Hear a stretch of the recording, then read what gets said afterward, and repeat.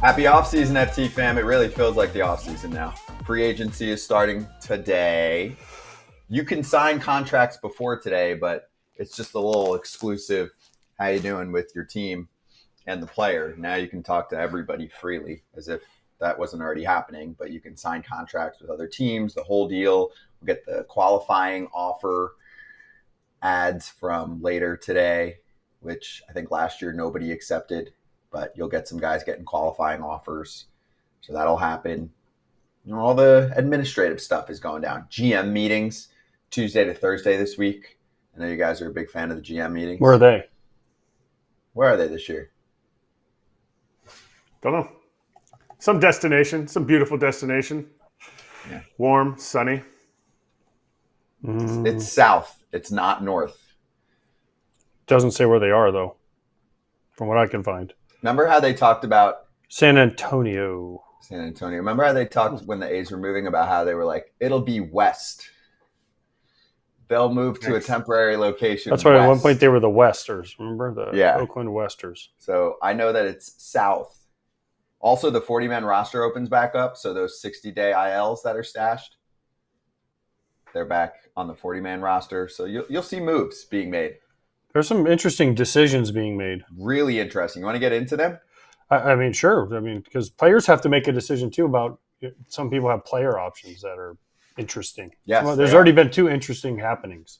I would say 3 because there was already a signing, too. Oh, well, the third one, that was good for him. Yeah, so let's do that. Charging the mound. We're charging the mound. Let's give love to Michael Wacha first, and then we'll get into those option decisions. 3 years, $51 million guaranteed, a club option for 2028. He's back with the Kansas City Royals. Did either of you play with him? Did both of you play with him? I played with him. You played with him on the Cardinals? Not you, Kratz? Okay, then AJ gets to go first. So the contract can actually max out to 4 years, $72 million if they pick up the club option and he gets incentives, because there's $4 million in incentives that he can pick up 2 separate times. So he's getting paid pretty big bucks. And if you look at his numbers the last few years, he's put up really good stats. He's been good for a couple years now. Yeah. And listen, he was a stud when he first came out, 2013. Remember the whole Waka with Joe Buck and the whole thing in the playoffs? And he kind of went through some injuries in 2014 when I was with him in St. Louis. He went through some injuries and tried to figure some stuff out. But he's kind of figured it out. He's definitely been a different person now with his changeup and more of a breaking ball and changeup guy. But, I mean, I think this is what the Cardinals envision him becoming. He's become a really good pitcher for him. He was great for the Royals this year, and he liked it. He liked it in Kansas City. They're getting a new stadium. They offered him a fair market deal. This is what's awesome about what the Royals are doing. They're bringing back their core, it looks like, of guys that got them to the postseason this year. And you know what? Good for Kansas City and good for Michael Wacha. And get every dollar you can. I mean, 3 years, 51, that's great. 17 a year. Got a chance to make it even more. Good for you, Michael Wacha. Listen, as a player, when you find some place you really like and you have the opportunity to stay there, stay there. Mm-hmm. It's not always about, like, maybe he could have got a little more in free agency, but he liked it in Kansas City. Stay there. And there's not usually much activity during this time period, Kratz, until players can talk to everyone because he earned his free agency. But at the same time, Kansas City was like, hey, we're going to put this on the table before you talk to anyone else. We really like you. I always love the early aggressiveness. Sometimes you can make a case that you have to overpay, but you don't know what the market's going to look like. So now they've got Reagans, Lugo, Wacha for a while. Anytime you look at a team and they let somebody walk, especially pitchers, if they let a pitcher walk and they don't do something like this, I'm always a little bit hesitant. So for me, it seems like the Royals just look at it and they go, this is easy. Like, we know what his health status was. We know how hard he works. We know what he means to the team. Oh, and he made 29 starts this year. Like, he's not a guy. I feel like he can get a ton of value being in KC. He's not a big strikeout guy. You don't need to. Kauffman is the largest stadium, square footage-wise, field footprint besides Colorado. And we know the ball just explodes in Colorado. So he throws strikes. He was out there. He was durable. They know what his health is going to be. And I think this is great. I think it's kudos to the Royals, too, for not for not being like, well, we're going to nickel and dime you, and then we're going to let you go. They kind of did this last offseason. They signed Lugo early. They signed Wacha early. They signed, I know they got Chris Stratton, Will Smith. Not all those signings worked out, but they did it early, and they jumped on it, and they became a playoff team. Yeah, they had guys recruiting for them, too. There were a lot of good stories on that. Lugo called Wacha to recruit him after Lugo had signed.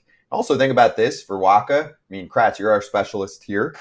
Last year, when he signed with Kansas City, that was his 6th team in his past 6 seasons. It's a lot of bouncing around.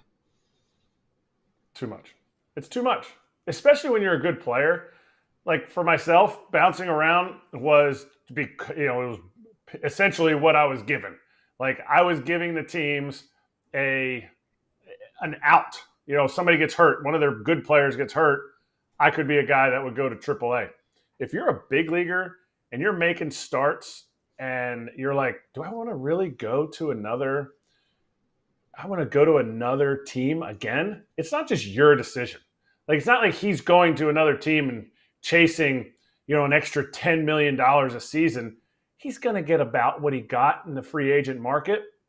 They saw the value. He felt good about it.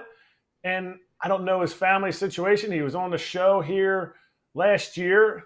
Like, he seems like he wants to be in one place. And I think a lot of people want to be in one place, but they also want to be taken care of financially when they do well. And he got both. Yeah. And, he's really found it, I think. The last 3 seasons, it's been very consistent. The ERA plus league average is 100, 127 in 2022, 131 in 2023, 126 this past season. And he's putting up, 22 plus starts in each of those years. And like Kratz said, 29 starts this past season was, I think the first time he went to 29 since 2021. So he's improved a lot. And he's changed. He uses that changeup more than he used to. Mm-hmm. That's your best pitch. That's your bread and butter. You use it, take advantage of the fastball changeup combination. Good for him. And then, I was reading some articles about him last night. Manager Matt Quatraro, who did a great job this year with KC, said he's never seen a player so into the game when he's not playing in the game. And it makes a big difference with his team. Yeah, it helps. It helps, and I think that's why they're bringing him back. They loved him, and now he's back. So again, good for Mr. Wacha. Yeah, good for him. Okay, good for the Royals. Yeah, good for the Royals. Good job by Kansas City. We'll see what else they do this offseason. Actually, one other thing, there was a report last year at one point that maybe they were thinking about Pasquantino for Luzardo, but then they ended up signing Wacha instead. That worked out. Not that Luzardo's bad. He had injury issues last year, but they really needed Vinny P. He had about 100 RBIs on the season. If they didn't have him, their offense would have been in rough shape. If anything, they have some work to do this offseason. I feel like they're in good shape with their pitching. Add a bullpen piece or two, but they need to pick up another bat. Mm-hmm. So we'll see what they do. Okay, let's get to drama. Ish. Because here's my question. Let's start with Gerrit Cole, and then we'll get to other options later in the show. He opted out of his contract. What people have to understand is the Yankees can opt him back into his contract if they pick up 1 more year and $36 million to the 4 years, 144 that's left. That would make it a total of 5 years, $180 million that the Yankees would be paying him. Why isn't this done already is the question that some people think about. And now there's a Monday deadline, so several hours after our show, we'll see what happens. Do you think that there are talks behind the scenes about making this an even bigger deal or adjusting money so that the Yankees can spend more this offseason? Well, first of all, they already agreed to a 24-hour extra period than what they were given. Mm-hmm. So obviously there's stuff going on behind the scenes. Now, this isn't unlike what Kershaw and the Dodgers had happen a couple years ago, right? Because with the World Series, it gets crunched so much because the teams in the World Series are trying to win the World Series. So then all of a sudden the World Series ends and you kind of got to figure it out. And then you're like, oh, crap, we got to figure out options real quick. Right? Now, if you're a team that's not in the World Series, you have all the playoffs to make these decisions, right? But the Yankees, they had 5 days or whatever it is, 7 days, whatever it is, right after the World Series to try to turn it around. And so I think it's going to be interesting because I think there's more happening here than what we know about. Mm-hmm. But the fact that they're at least gave 24 hours means there's some discussions going on. It's not like this has been cut and dried. Some people are reporting this has already been decided, but I don't think it has, because if it was already decided, why do you need the extra 24 hours? So I think something else is going to happen. Maybe it's deferred money. I don't know if he wants to take that, but the Yankees usually don't do deferred money. So I don't know. I'm going to be real interested to see how this plays out. I mean, it's cut and dry on both sides. Like, for some reason, there's some kind of discussion we don't know about. Whether does it have to do with, his diminished velocity after his elbow stuff? Does it have to do with the fact that Gerrit's like, well, this should be cut and dry. Why are you guys even thinking about it? Now, feelings can get hurt. Hopefully they're able to, if he stays, hopefully they're able to come to a resolution that is fair for both sides, but also fair for the fact that Gerrit Cole went out there and absolutely pitched his face off in that last game. Like, he gave the Yankees everything that he had in that game. So here's the thing. Except for covering first base. Sorry. Too soon, Yankee fans? No, never. Not too soon. Is Gerrit Cole worth more than that on the free agent market? How old is Gerrit Cole? 33? Let me double check. So Yes, 5 years, 34. $180 million. Just turned 34. That's a lot of money to be given to a guy pitching into his almost 40-year. Because we've seen what's happened with Verlander. We've seen what's happened with Scherzer. DeGrom. That's if At what age? DeGrom, but right around that last year age. DeGrom signed $185 with Texas. Now, Jacob DeGrom has had way more of an injury past than Gerrit Cole. Yes. So you knew you were getting a high-risk arm. Yes. But they had to make that move to take the next step, and it worked out. They won a World Series, so I don't think Texas really cares about that. No. But the Yankees have so many other choices they're going to have to make. That's why this one's interesting to me, because Soto's a free agent, Torres is a free agent, Holmes is a free agent. I think Canely might be a free agent. Jazz. They got all these guys that they have to make these decisions on. Jazz isn't. Jazz is not, sorry. But they have positions to fill. They have a lot of positions to fill. So both corners. Yes. Relievers. Both corners, infield and outfield, technically. Relievers. Verdugo's a free agent. Yeah, relievers. But also, Cole's still a 1.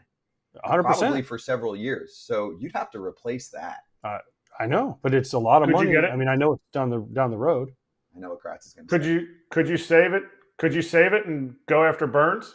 I knew you were going to say that. Yeah, Max but for Fried? more. Fried's different. Burns is going to cost more. But Burns might cost more, but you're talking about taking Burns to a 7-year deal. Let's say, before I say this here, Burns is 30. He's 30 years old. He's 4 years younger.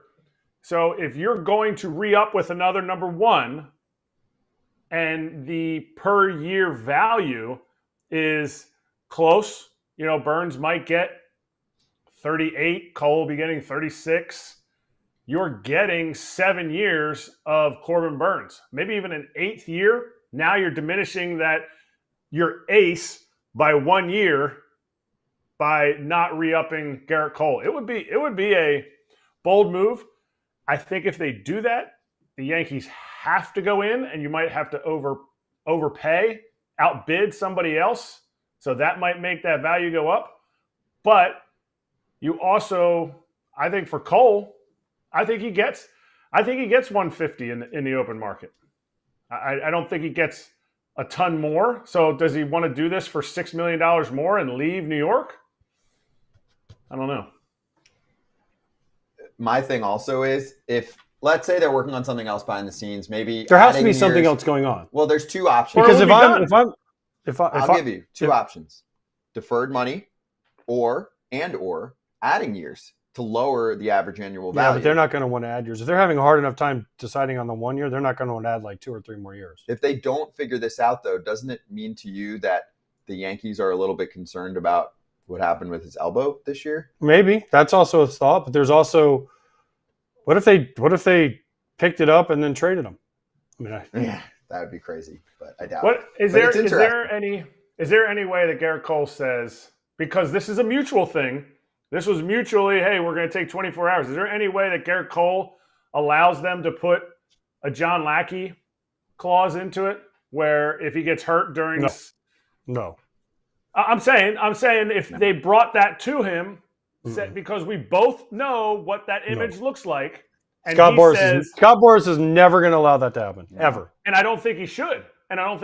But what if that is what's on the table? Because that was a Yankee MRI and a Gerrit Cole MRI that they took. What if that is on the table? Maybe, Then but I can't imagine if I'm Scott his Boras party, I say eat dirt. I'll go to the I'll go to the free agent market and get my 5 years, whatever. I'm signing with Boston. Yep. I'm going to beat you down for the next There's 5 no years. way. There's no way Scott Boras will allow that to happen. That is insulting. And I don't think Gerrit Cole won't either. And Gerrit Cole won't either. And just so everyone knows, the what he's talking about is John Lackey had an injury concern. They put a clause in that if you missed I'm paraphrasing on exacts, but missed a year, they'd add a minimum year to the back of the contract, and he did end up having to do that. That ain't happening. And then he got traded to the Cardinals, and the Cardinals basically had him for nothing for a year. Exactly. A league minimum for a year. I know the agent that did that contract. Okay. Well, he gone. Whatever. Lackey made plenty of Lackey did just fine. And then he left, and then he got back healthy and signed with the Cubs for a couple more years and won the World Series and did a whole thing. So Lackey did just fine. But Gerrit Cole's not in the same situation. No. Gerrit Cole's a one. So anyway, we'll find out in several hours what ends up happening there. We'll get to other opt-out situations. But World Series champion, I know he's listening right now, World Series champion Max Muncy is in the waiting room. We'll call it the blue room for today. And he'll join us next. 2-time World Series champion. True. But fresh.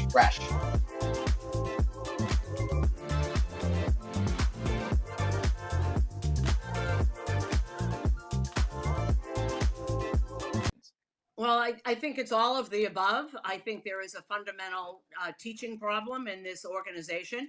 I think there are people playing out of position. I don't know what Jazz Chisholm's position really is, but it was the first time in his life he played third base.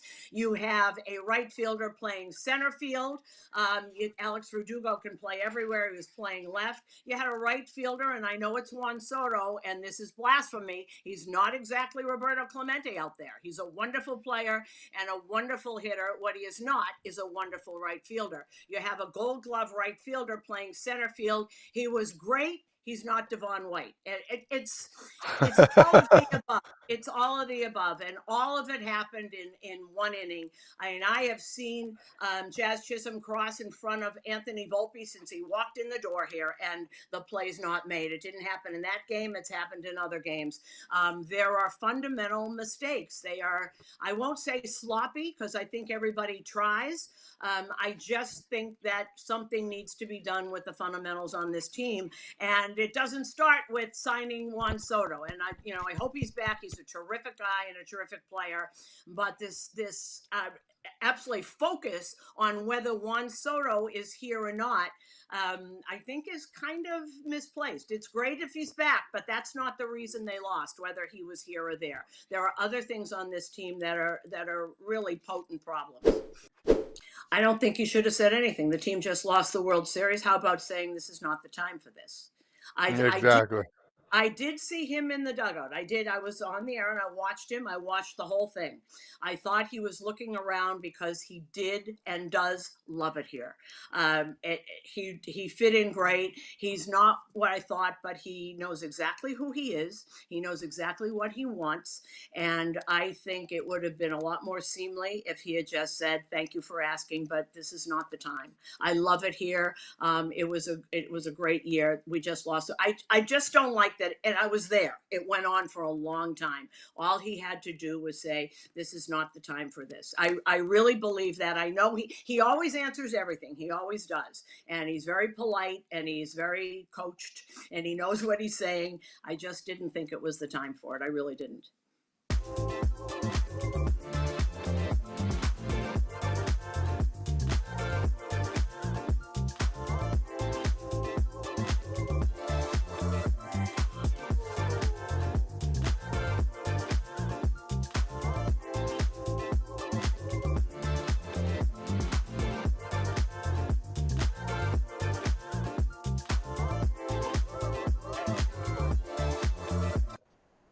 Hey, here we go. It is two-time World Series champion Max Muncy joining us right now with, yes, the biggest smile coming off the parade and the whole deal. Max, congratulations, man. Awesome to have you on here soon after. How was everything, including your first parade? Yeah, it was awesome. I still think I'm recovering a little bit from those couple of days, but it was everything I could have imagined it being. The city was unbelievable. You get on the buses, you turn into downtown, and then all of a sudden it's just people as far as you can possibly see. People sitting on top of stoplights, on top of buildings. It was just amazing. Wait, does this one come with an asterisk too? Because you had to play the Yankees, and so that one deserves an asterisk after what Joe Kelly said, how it was a mismatch. I mean, the asterisk on the first one. Now we put an asterisk on this one because who you had to play? Yeah, Joe went a little heavy on that one, But no, it does not come with an asterisk. This is a real one. Come on now. They both are real. Trust me. As someone that has been through it, lost one, if you get to hoist that trophy up, I don't care if it's short season, long season, it wasn't y'all's fault. You had to play a short season. So trust me, neither one of them deserves an asterisk. You guys won both of them fair and square. Well, as I always tell people, my ring feels pretty real. So that's a good way to put it. Did you go to Vegas? Did you do anything after the parade? No, I mean we hit the town pretty good, but no, we didn't go to Vegas. We just there's plenty to do here in LA. We took care of business that way. Awesome. Because there's nobody on the Dodgers that can afford like a private jet to take the whole team to LA. Right? I had heard rumors at one point. There's not, Freddie, Mookie, Max, Shohei, none of those guys could afford like a jet just to fly the whole team to Vegas. Definitely not. Or the team, any of that. Yeah. But there is good. I mean, it was a pretty long couple of days, because we won in New York. We partied a little bit there, but then we got on a plane that morning, flew back to LA, got to LA at 10 in the morning. It's Halloween, so I don't know if you know us Dodgers, we're kind of an older team, so we all have kids. We were all out there trick-or-treating. And then we were at the field the next day at 7 in the morning getting ready for the parade. So then you're talking about drinking from 7 in the morning till 2 in the morning the next night. Hey, you earned it. I love that. I want to know why you guys were on the Patriots plane. That was a big thing. Oh, look, the Dodgers are on the Patriots plane. Why was this such a big deal? So I don't actually know why it was the Patriots plane, but that was just a plane that was big enough to fit our traveling party. Because something that we had done different this year was the players traveled separate from their families. Every year that I had been here, we had always just taken one gigantic plane, and it was players, families, front office, everybody all flew on the same plane. And it was always a good time, but something that we decided to change this year was players were going to fly on their own plane. And so in order to make it as nice as possible, I guess somehow our ownership or our traveling guy got in contact with the Patriots on that plane, and we were able to use that one. I don't know where the connection was or how it happened, but that's why. Obviously right now you're wearing the World Series hat. So yes, flying on separate planes worked. In the moment, did it create more headache? Was your wife and kids, were they able to get on their flights easily? Or was this something in the moment that you were like, wow, this is way better than having all the Louis Vuittons on the bird? Well, so we chartered a plane for the families as well. So it's not like they were flying commercial.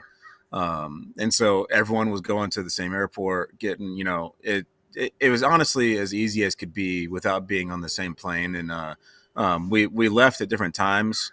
The whole thought process behind that was that the players could get to the hotel, get some sleep, and then the next day the families would come in, and that way, you're not having your kids up at 5, 6 in the morning and just chaos when you're getting into the hotel. You're talking about 300 people trying to grab their keys and get through the lobby and get their bags and everything. So that was the thought process behind that, was we just wanted the players to get there, get their sleep, get their rest. That way we could have our workout the next day and, not having to worry about anything else. We're focused solely on winning the championship. And, I got to give every single family in this organization credit, because they all bought into it with us. They all agreed with it. They didn't cause any fights or any havoc with it. I'm sure there was a lot of people that probably didn't agree with it, but they didn't raise any issues, and that allowed us to just focus on winning the championship. Hey, we did this in 2005, the same thing when we won. We had our plane that left, and then so when we went to Houston we had an off day between 2 and 3. The families came either the next afternoon or I actually think we had the off day to ourselves where we could go in and work out. And then the families came in like the afternoon of the game and went straight. And then when we flew, like when we fly back home, they actually like we would take off. They would take off right behind us. So they kind of, we landed at the same time. But I thought this was a great idea because I was on planes where in the playoffs where you had like your family on the plane with you. And, you got, it's late a lot of times. You're trying to get some sleep and you got a kid crying. You got a wife trying to, get their kid to sleep, whatever it is. And everyone wants to have a good time. So listen, I'm in favor of this for only the playoffs. But then we had one problem. And I don't know if you guys had problems.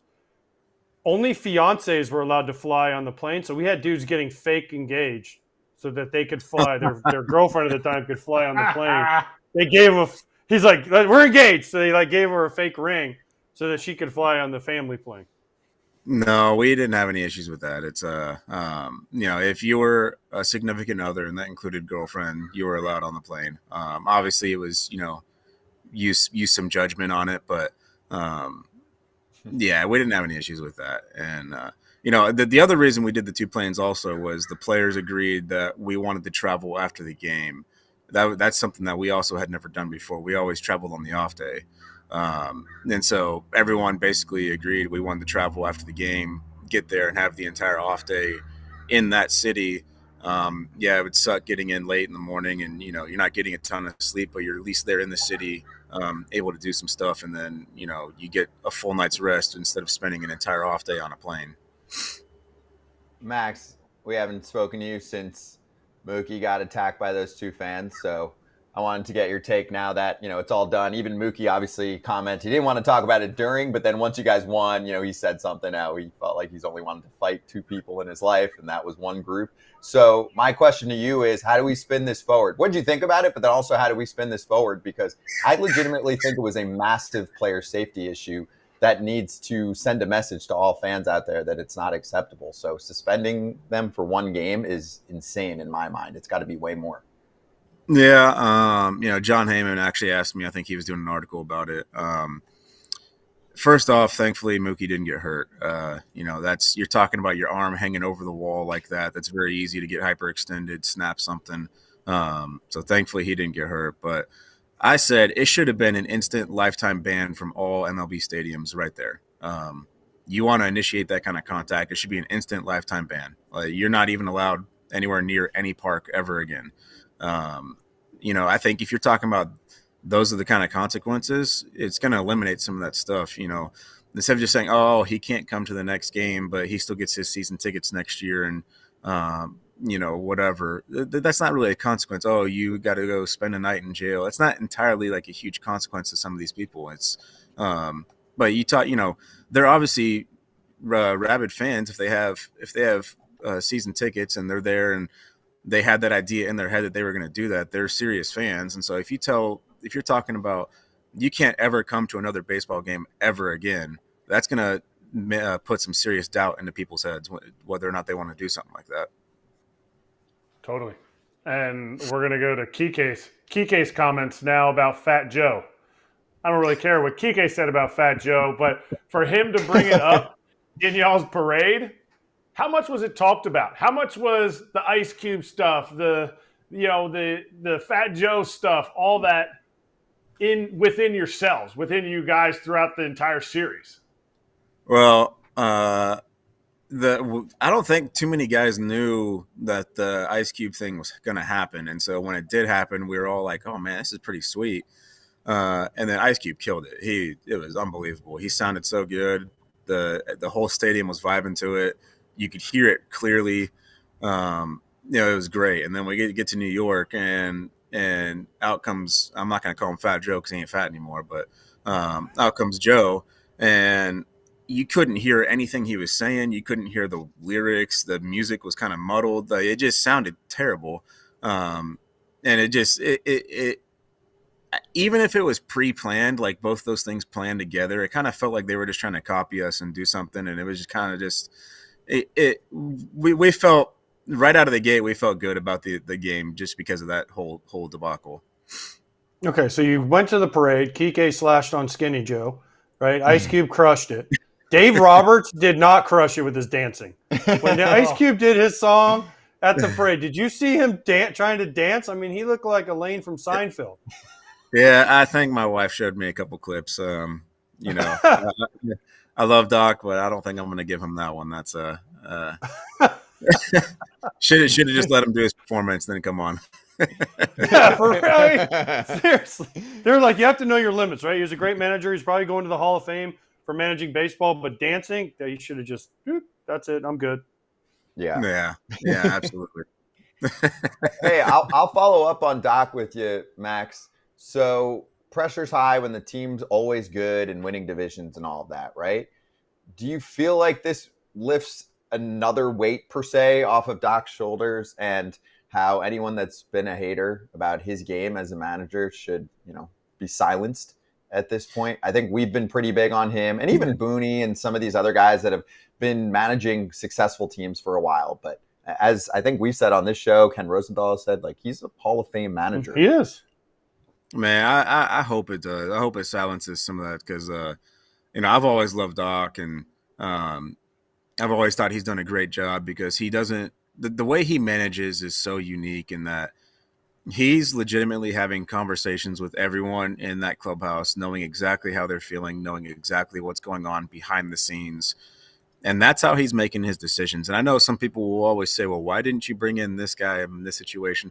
Well, there's a reason why he didn't do it. Maybe he'd thrown a bunch that week, or maybe maybe his kid was sick at home, or maybe his wife wasn't feeling good and he's been, having to pick up the slack. And there are any number of reasons that Doc is making these decisions. And almost none of it is based on, analytics and all this other stuff that everyone says it is. But, when he gets asked after the game, Doc will never, ever say, that's why he made that decision. He takes it to the grave with him. And, he basically just wears all the heat when those decisions don't work out because of why he made them.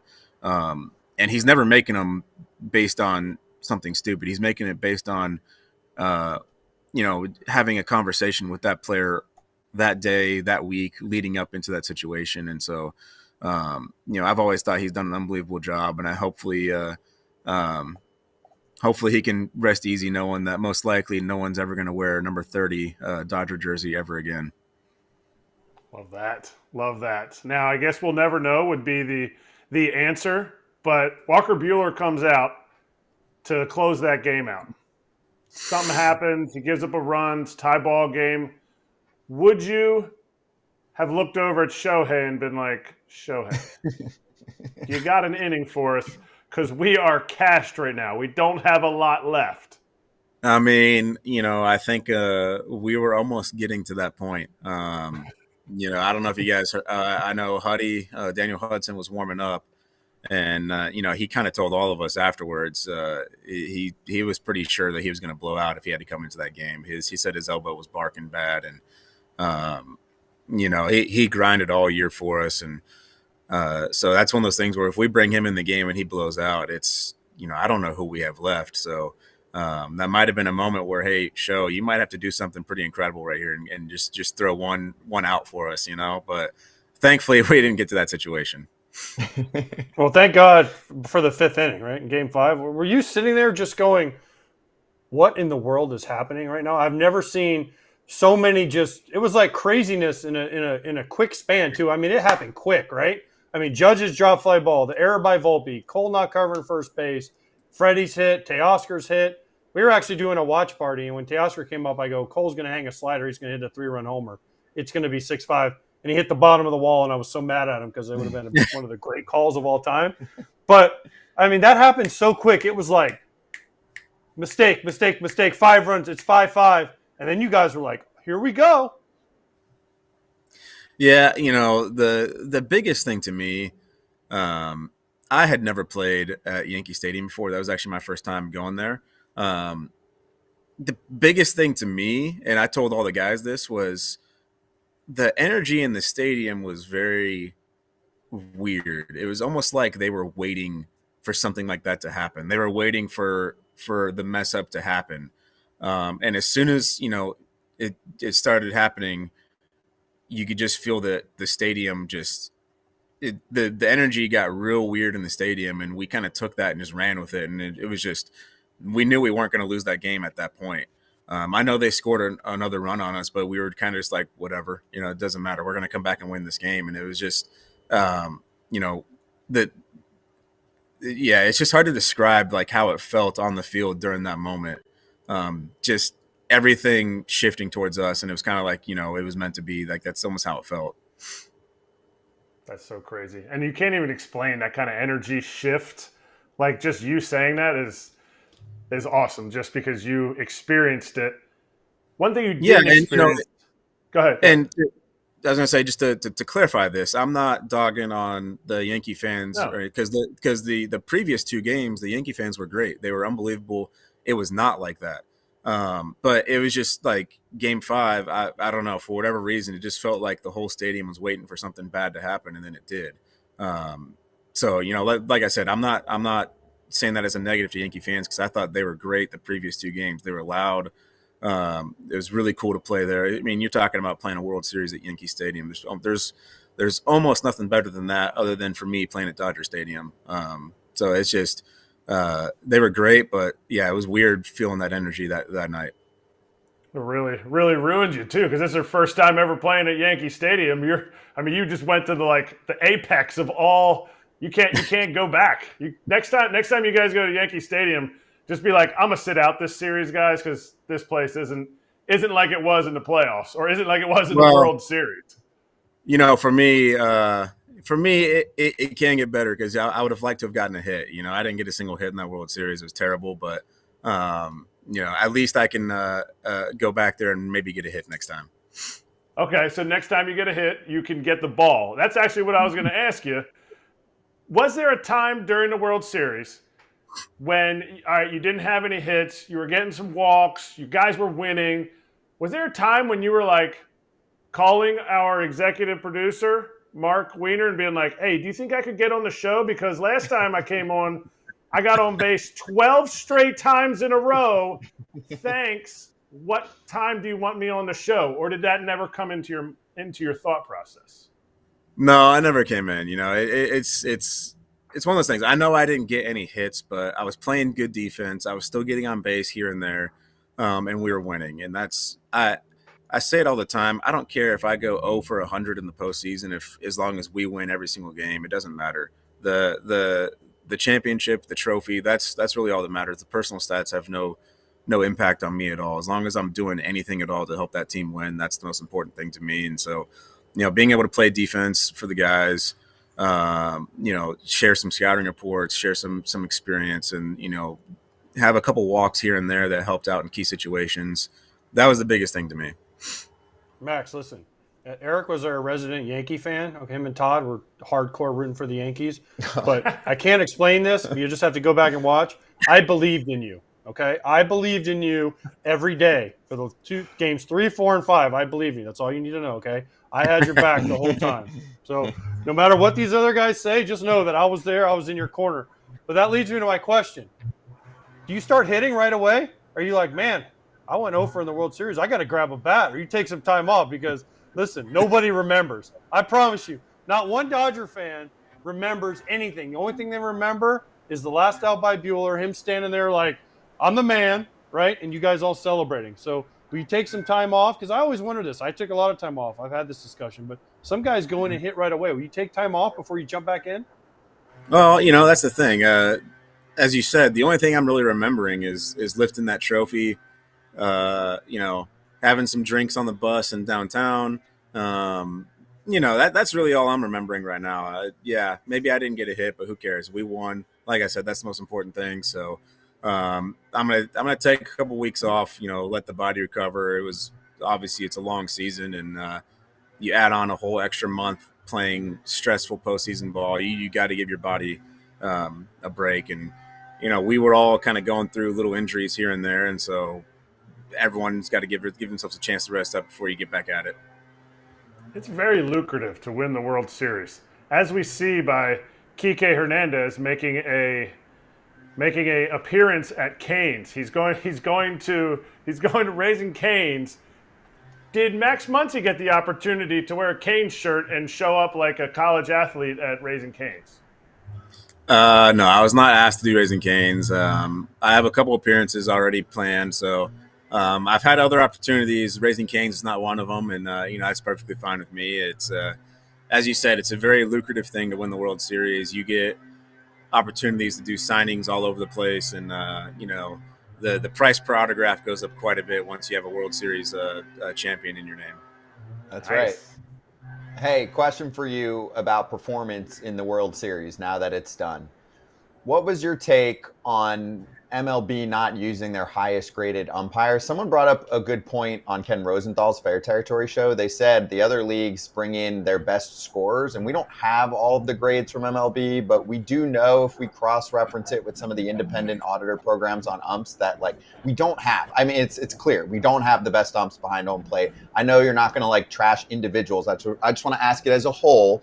Should MLB say, hey, here's the top 20 that we graded for calling balls and strikes so that we don't have 51 missed calls in the World Series? Well, so my idea was this, and I don't know, all these umpires are great human beings, obviously you go back and forth when you're talking about them calling balls and strikes in the game. You get a little heated in the moment, but they're all great human beings. The thought that I had was, when it comes to the postseason, a lot of times they get picked based on tenure. It doesn't necessarily have anything to do with how good their scores were. They were picked based on tenure. So I said, well, why don't, your top tenured guys get to call the World Series, but they get to be on the bases, left field line, right field line, first, second, third base, and then your top 6 scorers behind home plate for the season. So if you had one of the best scorers, you get to call one of the games behind home plate, but you don't get to be in the field. I don't know if they would go for something like that, but I don't see, I don't know how much they enjoy actually calling the game behind the plate. And so that's why I thought, hey, you get to be in the World Series, you get that little bonus, you get to call the bases, but if you earn the top 6 scores, you get to call behind home plate. I like that. Agreed. I agree. I agree with all. Listen, we want the best of the best. We had the best 2 teams in the American League and the National League playing each other. We want the best umpires. By the way, does your hat say Champy or does it say Champs? I think it says Champs. Just hard to see the S. It looks like kind of a Y. It says Champs. Champs. Okay. Champs. It's a fancy S. Right. I was like, Champy would be kind of cool because we're Champy. We're feeling Champy right now. Champies. All right, so I got 2 things before you go. You played unbelievable defense in the postseason. The Gold Gloves were announced recently. Are we going to get you on that list next year? Because your defense in the postseason, spot on. Yeah, I took a huge step forward this year. I worked hard at it, but unfortunately, I'm playing a position that there's some really, really good defenders at, especially in the National League. Talking about Chapman, Arenado, Machado, McMahon. You're talking about some guys that can really pick it over there at third base. So that's a tough list to crack. Obviously, I'd be very honored to do that, but I got some more work I got to put in to get to that time. Do you agree with the metrics that they use? Or is there something that should be used? Because that's one of the discussions we're going to actually have in one of the next segments when we talk about it. Because not everybody was too high on some of the metrics that were in the top 3 voting. I hate the metrics because the metrics can be fooled. And this is something you've actually heard a lot of players talk about. If I'm positioned in a certain spot and I just dive for a ball, let's say I'm at third base, if I dive for a ball that's a routine ground ball at the shortstop and I don't throw him out, my score goes through the roof even though we didn't get the out. And so that's one of those things where it's like the metrics can be fooled in a lot of ways, and that's why I've always hated the metrics. That was something that I learned a lot about when I was at first base, because when we used to have the shift, anything hit to my right, I would let the second baseman field. And even though we were getting the out, I received negative metric points because it was a ball that I could have fielded even though I let the second baseman get. That's dumb. That's dumb. All right, first, there's 2 things real quick, in quick answers. Did Shohei rage after the World Series? Because it looked like, was he drinking Hypnotic on the bus? Like, what was the, it looked like someone handed him a bottle of, Hypnotic that he chose. I don't know what he was drinking, but he had a good time. I know that. He probably didn't have as good a time as a lot of us did, but he still had a good time. Okay, that's all that matters. And then second of all, can you get Freddie Freeman on the show? I mean, he's Mr. Jimmy Kimmel. I mean, listen, I've asked him a bunch of times. I played with him for 2 years. So, I mean, can we just get him on one time? And we've had Mookie, we've had you, we've had a bunch, we had Lux, had a bunch, Will Smith, all these Dodger guys on. We can't. He's Freddie. Guy. Why can't we get Freddie? It's like, come on, Freddie. You know what? I'll reach out to him and see what he's got. I know he's a busy guy, and especially now that it's the off season, he wants nothing to do with baseball. So, he wants to be with his kids and his family, and that's understandable. So, it's probably not going to happen, but I'll reach out to him. Hey, listen, I remember I was there when we went to Dodger Stadium, and he was like 0 for 30, and he's like, I'm going to have Fred come work with me, right? And he goes somewhere to like the secret lab of the Freemans, and he comes out, and we're facing Kershaw, and whack, Freddie. You're like, wait a minute, maybe I want to go talk with Fred for a minute here. What's going on? Mm-hmm. Well, yeah. Special guy for sure. 10 minutes, we'll do something for charity. Let's do something cool. We'll try. We're just throwing it out there. He's like one of the only remaining stars of our game that hasn't touched FT. So just throwing it out there. We've all spoken to him many times in the past. But anyway, what's most important, Max, congratulations, man. Appreciate the extended time. This was awesome. A lot of people look forward to hearing you after all of that.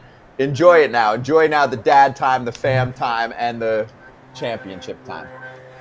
Yeah, thanks, guys. I've already been putting in my work as a dad, so I'm looking forward to it. I love it. I can't wait to spend more time with my kids now that the season's over, and it's going to be a blast. Rest up a little bit, and then for us, it's going to be a quick turnaround. We got to go to Japan here in like 2 weeks. It feels like. You'll be okay. You guys will be just fine. Yeah. Like. But you earned it. Enjoy the downtime, man. Really appreciate it. History made by Max and the Dodgers.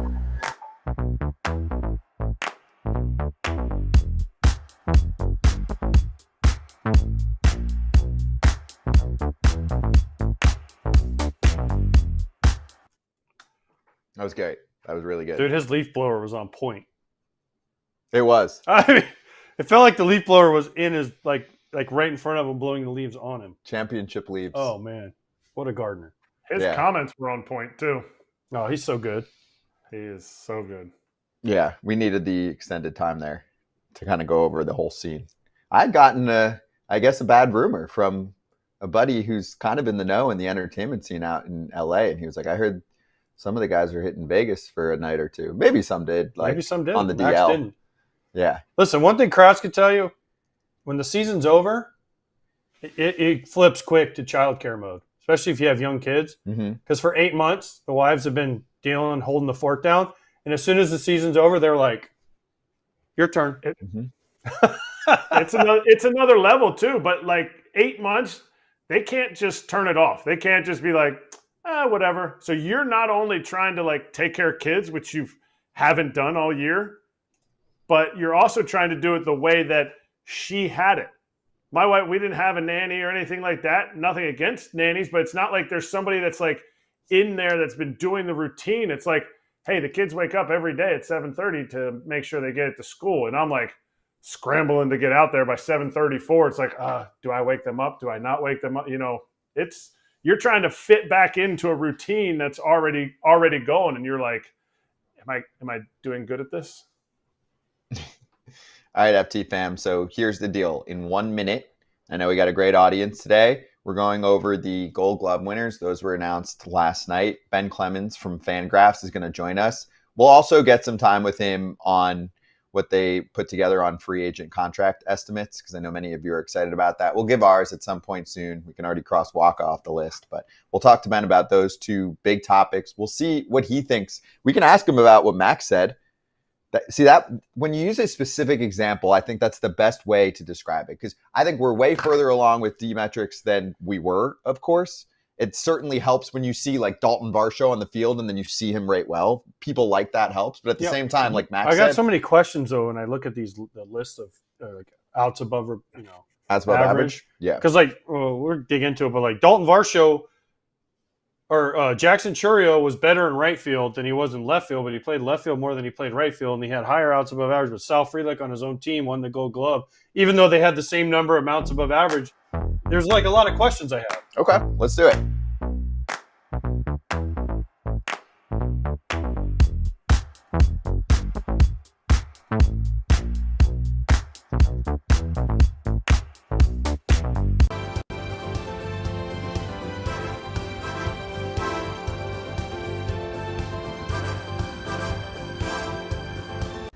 Hey, here we go. Nice little animation for Ben Clemens joining us from Fangraphs right now. Smart writer. Check out his work. Check out also what he brings to the table on socials. We'll post some of these clips on Twitter for you to give him a follow. Ben, great to have you on. And yeah, we're going to do two things here. We'll get to free agency second, but let's start with the Gold Glove Award. So thanks for the time. And we have things we like. We have things we don't like. So we wanted to get your take first on what you saw from the winners and also what you think about the process. Yeah, so I voted for the Fielding Bible Awards this year, which are not exactly a competitor, but just like a different defensive award. I think the voting class being different and the fact that we vote for just an overall winner for all of baseball is different. As an example, like Alex Bregman should buy Matt Chapman like a gift basket or something because the top 5 third basemen in baseball were all in the NL this year defensively. So the Fielding Bible, Bregman didn't even sniff the top 5. But I think he's a deserving Gold Glove winner. So that's one of the main differences. But yeah, I spent a long time like looking over these things to vote for it. And so I have some strong thoughts.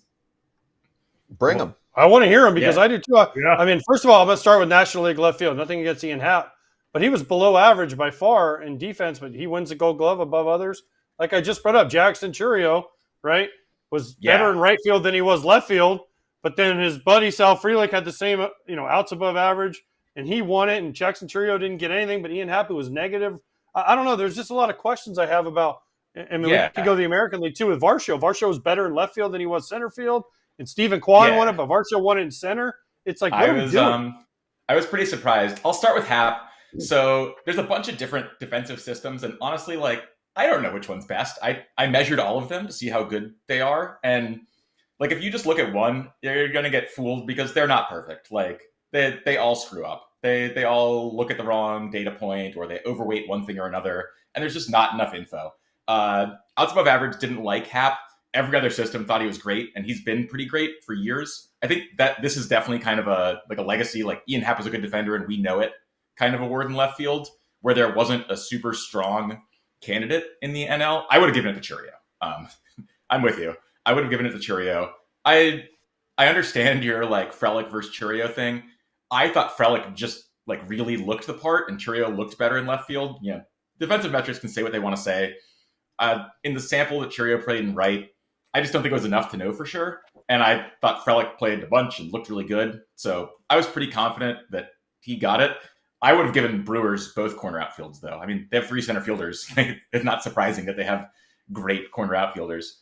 But I am with you that I don't think Happ should have gotten this, but I think it's actually closer than it looks if you just looked at outs above average. For the AL outfield, Stephen Kwan got it because he's a good player who's won a Gold Glove before, right? Like I had 2 different American League left fielders ahead of him, and I would have had Varsho if he was eligible in left field for Fielding Bible. They didn't really make him eligible in left because he played more innings in center, and so he was definitely the best left fielder in baseball this year, no question. He's the best center fielder in baseball. Kwan, I think that's a reputation win. Both Colton Cowser and Riley Green, I thought deserved it over them. I don't think Kwan was bad. Like, I think he was a plus left fielder. I just think there's a bunch of great left fielders in the AL this year.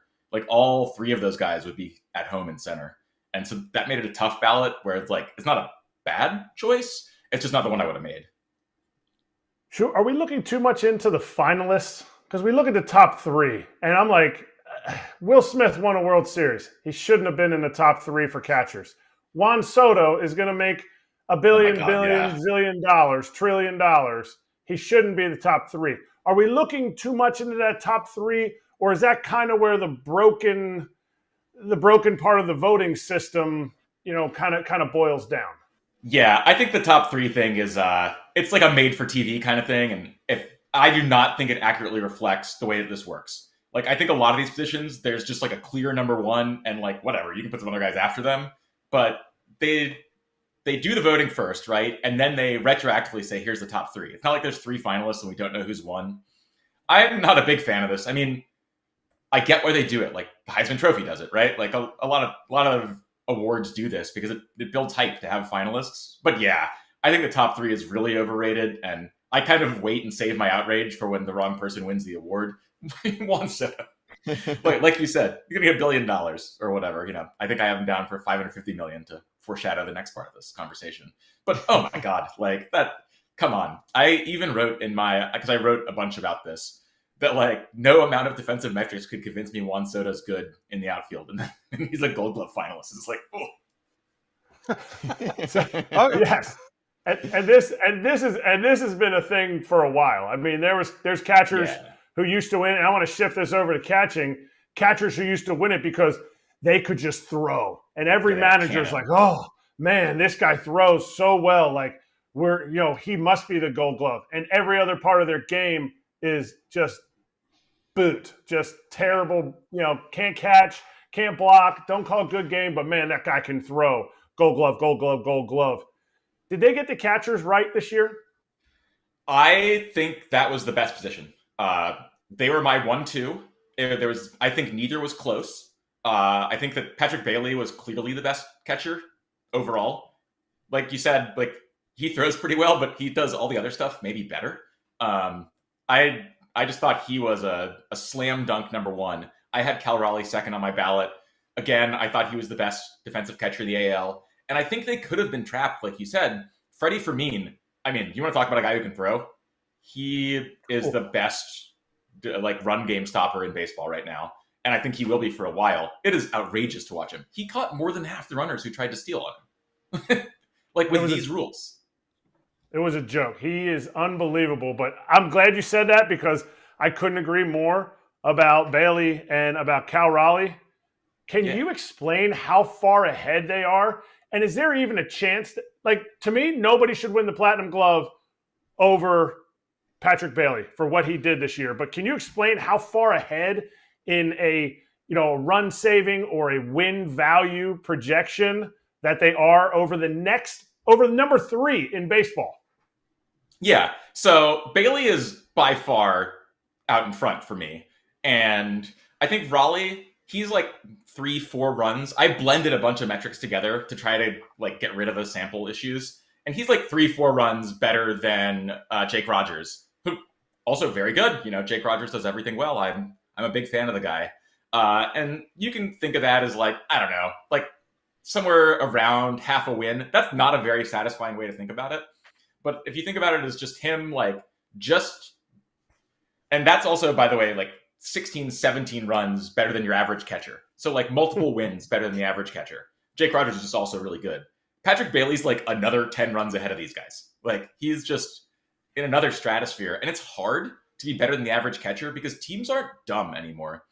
About just falling in love with the guy with the big arm. Teams don't let you catch if you're not a good receiver. Teams don't let you catch if you're not a good blocker. If you're subtracting runs defensively, and you're a good hitter, you're a DH.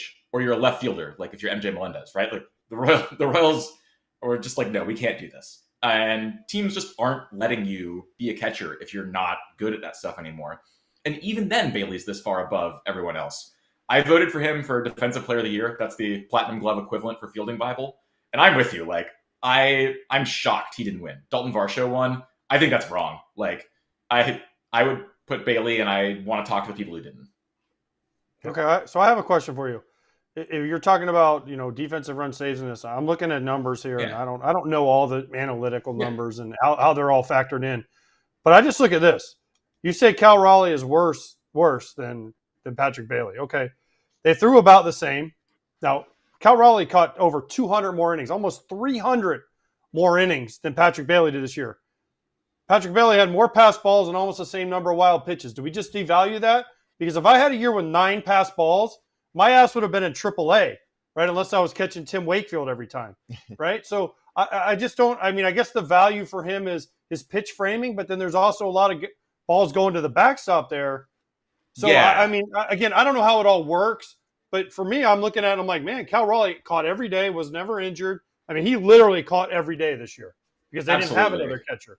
So I just don't know how – and this is just kind of getting super into the week here, but I feel like Raleigh deserves more than Bailey.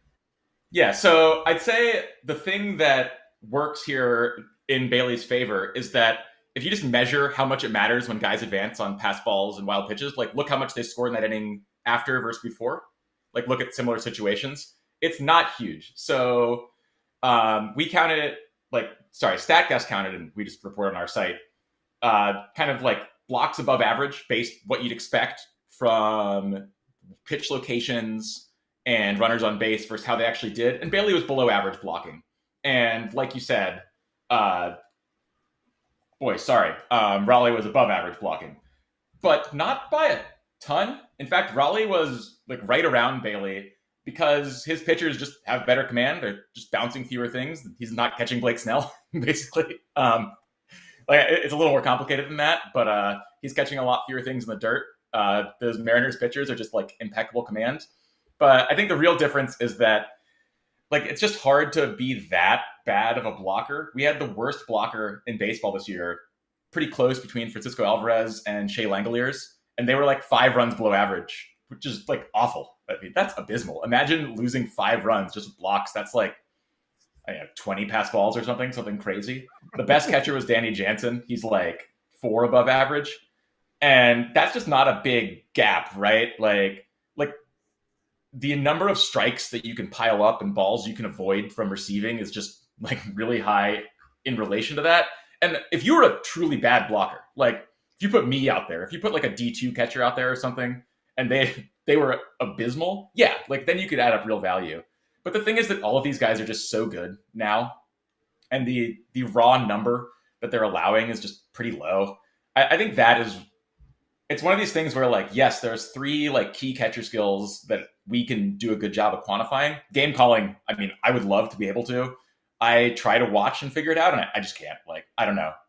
I believe that Bailey's a good game caller, and I believe that Raleigh's a good game caller. And I'm a huge Cardinals fan growing up, so obviously I believe in the magic of game calling from Yachty. But when we actually measure the measurable stuff, blocking is like, it's just hard to be a real standout one way or the other. Throwing you can be now, particularly with the the increased running game, and then receiving, like the best 2 catchers were Bailey and Raleigh at receiving, and so they're the best 2 overall. I think that's really just what teams have made a calculus of saying, and I believe they're right. Hey, receiving is the most important skill because it matters on so many pitches. Like you said, 8 pass balls, that's pretty bad, but it's only 8. Like, how many pitches did Bailey catch? 3,200, it looks like. It's just, even though each individual thing matters less, it just accumulates to more because there's more chances to add a little bit. I'm with you, though, that like that's definitely the weakest part of Bailey's game is his blocking. I think that, again, it was exacerbated by catching Snell. Snell is just a nightmare for catchers, even though he's obviously very good.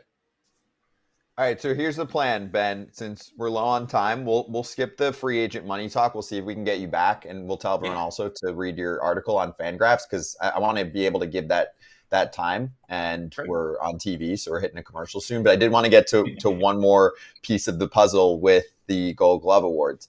I don't think we really double-clicked much on second base, but Bryce Terang looked really good, right, at second base for the Brewers. There are other names, especially on outs above average, who ranked significantly higher. Otto Lopez leading the pack, Nico Horner, Tyro Estrada.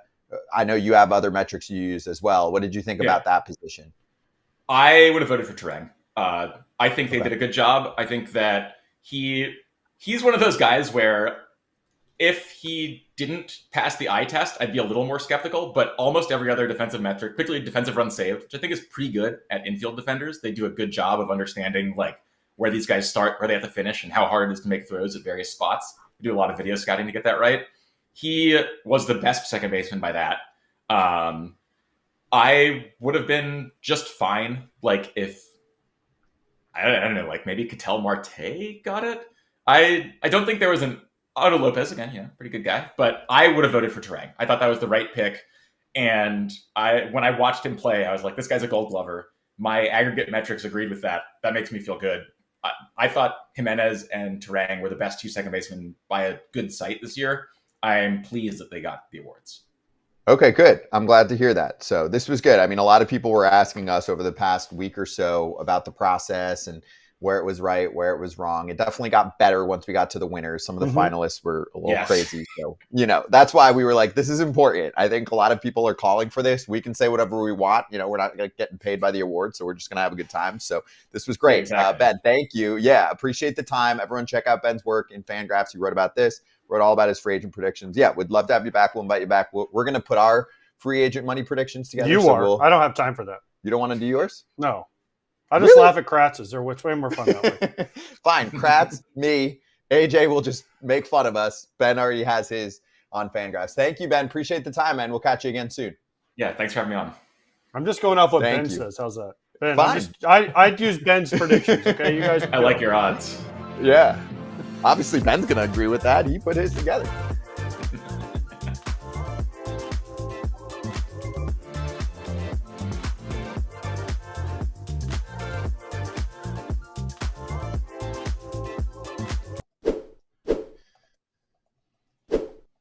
All right, FT fam, this episode is presented by Manscaped. Make sure you head over to manscaped.com and use the code FOUL20 for 20% off plus free shipping.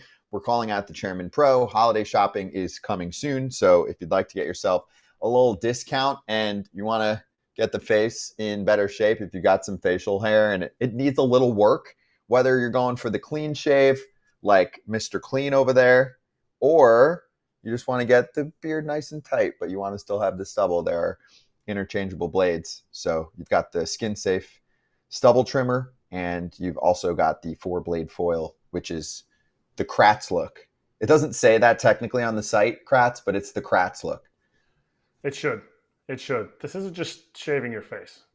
Obviously, they talk about shaving other parts, but you can shave your head with this thing. You can shave your head, and it takes so little time. You could be late and be like, oh, I forgot to shave my head. If you're one of the beautiful bald guys, and you could be driving and you could just while you're driving. Maybe they don't endorse driving and shaving. Don't drive and shave. Stop it. At a stoplight. It will clean it up, and it will feel like you put gel on your head and used a blade. I'm telling you, it's awesome.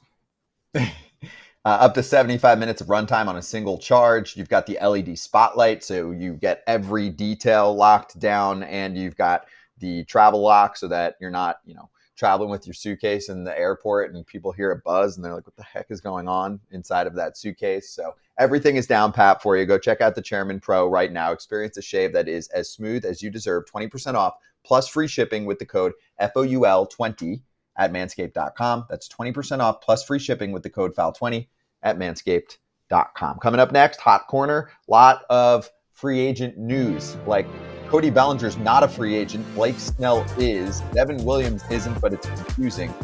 All that and more.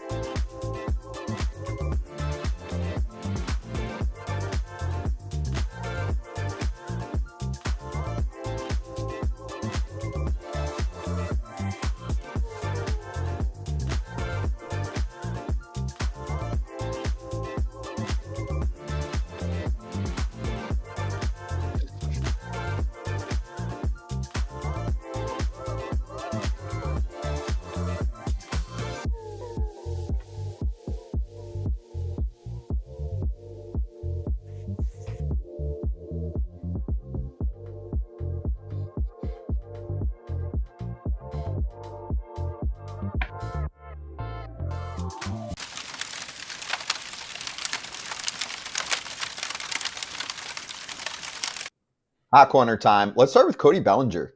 He opts in to his contract to remain with the Chicago Cubs for at least one more season, $27.5 million. He's got 2 years, $52.5 million left. So he can opt out again after next year or take $25 million. If he opts out after next year, you'd get a buyout of $5 million. I know I'm throwing a lot of math at you, but at least for now, what you should understand is Cody Bellinger evaluated his options and said, I'd rather get paid this season on a 1 year, $27.5 million deal than go to free agency and try and get a larger deal. I was surprised to see this one. He didn't have the best year. He was way better the year before, but still pretty young, good base runner, good defender, can play multiple positions. There's upside. I think he's always going to be an inconsistent player, but you could get another year like last year again from Cody Bellinger, where he was an MVP candidate. Which would make it worth it for the Cubs. Yeah, for the Cubs, it's great. But here's the thing. Sometimes players they're given all the information from their agency, whoever that agent is, and they're maybe told to opt in, maybe told to opt out. I don't know what Scott Boras told Cody Bellinger, but I'll say this. I think Boras probably thought he could get more on the open market, but Cody Bellinger might have said, hey, I like Chicago. I like the Cubs organization. I want to go back. There's nothing wrong with that. So what, he was going to make maybe $30 million instead of $27.5? I mean, listen, He could have gotten multiple years. Yeah, maybe not though. Let's not forget, it wasn't that long ago where he had a hard time just finding a job, right? For what he's worth. So maybe teams look at it the way you said, Scott, and are like, we don't know what Cody Bellinger we're going to get. And he didn't want to go through that again. So he's like, I'm comfortable in Chicago. I like it here. 27.5 is enough for me. Boom. He got hurt a lot too. He crashed into the center field wall, fractured a couple ribs in late April. He broke his finger in July. Yeah, there were injuries out there. I mean, he's playing center field. You're going to get hurt in the outfield when you're athletic like Cody Bellinger. He's actually dealt with a lot, Kratz. I mean, remember he had the shoulder for a while, then felt like he got that fixed. Then the numbers go up again. But were you surprised that he didn't hit the market? I feel like this market's going to be much better than last year. I'm not surprised. I think he did the right thing. I mean, to me, if he had, I think it would have been different had he needed to opt in for a guaranteed 2 years. He essentially he's accepting a qualifying offer of $27.5 million. I know it's not a qualifying offer the way the letter of the law is, but it's a 1-year deal. And he's going to be 30. He's going to be 29 next year, so he'll be 30 as a free agent. To me, if he has another year like he did, not this season, but last season, even if he gets his OPS over 800, I think what he brings to a team in a 5-year deal is much more than, I don't see him getting 5 years this year. So he's pushing himself. He's betting on himself because he can opt out again. He can opt out, and that gives him flexibility. The Cubs love the flexibility because, like AJ said, if he does well, that means he was worth every penny, and they're not bottlenecked by an extension of any kind. Yeah, I guess he read the market and made the decision. Or he just likes Chicago. There's nothing wrong with that. Plus, he has a $5 million option. So this is really 1 year 32 if he opts out after next year. Was he going to get 1 year 32 on the open market? Probably not. Right. So he's like, if I have another bad year, guess what he does? He opts back in for 25 more million. True. I mean, it's not like it's not like we're. No. I mean, listen, this is not like an awful deal for him. Sure. But he does have to relative. stay in Chicago, and Chicago is brutal. You know, AJ tells me all the time off camera how much Chicago just isn't a great place. Mm-hmm. Wow. Totally. I say that every day. I can't believe he told you that. I don't know what he's talking. I think he's trying to make it funny, but it's not funny. All right, the north side. The north side isn't. That's right. I lived on the north side. I like living there. I just don't like the people that sometimes frequent Wrigley.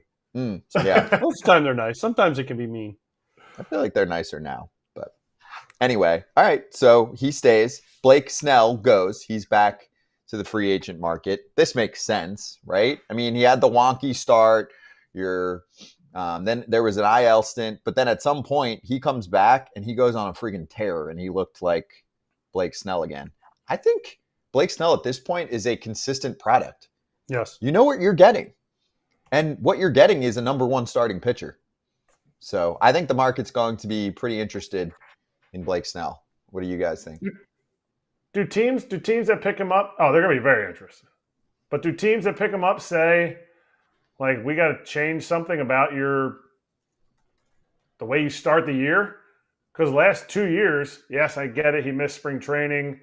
Then once he came back, he was good. But it was essentially his last 15 starts both years. I think his Cy Young year was his last 20 starts. Do they try to change something?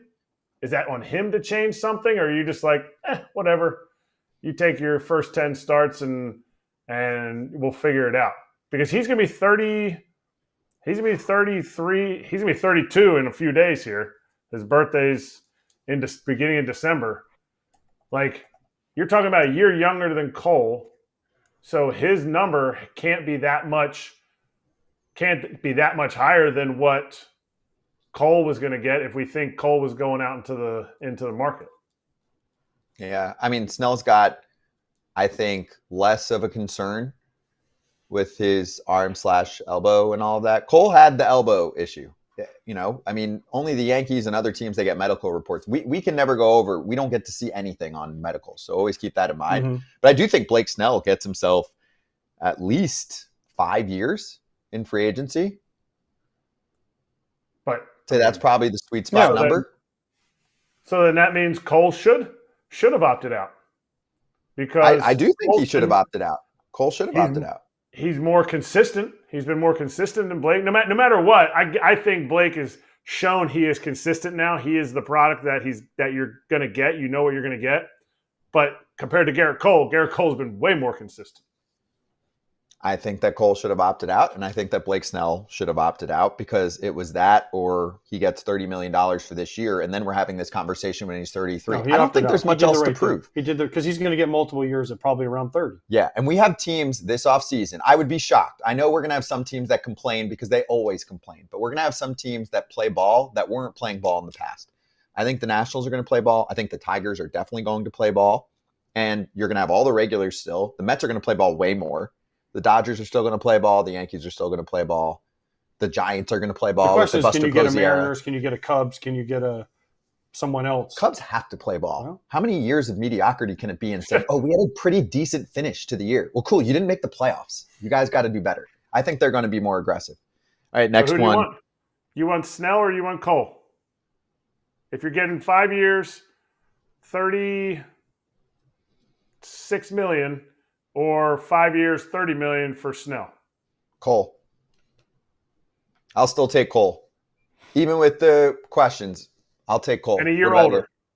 you? And $30 million more. Over I like Depends them on where he both. goes. Cole's pitched in the biggest market in the biggest stage and done well.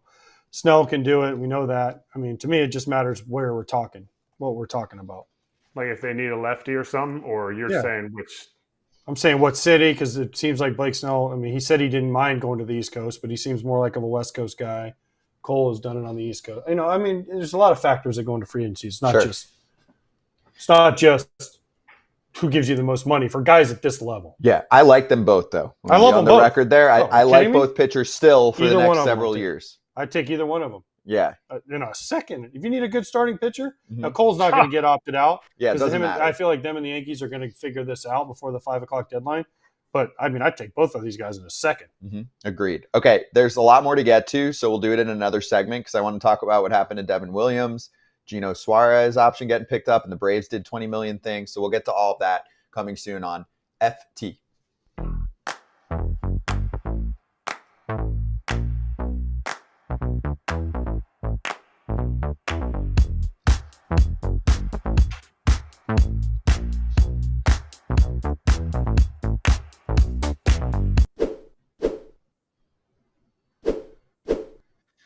Shout out to Mint Mobile for sponsoring Foul Territory today. You know what can be super annoying?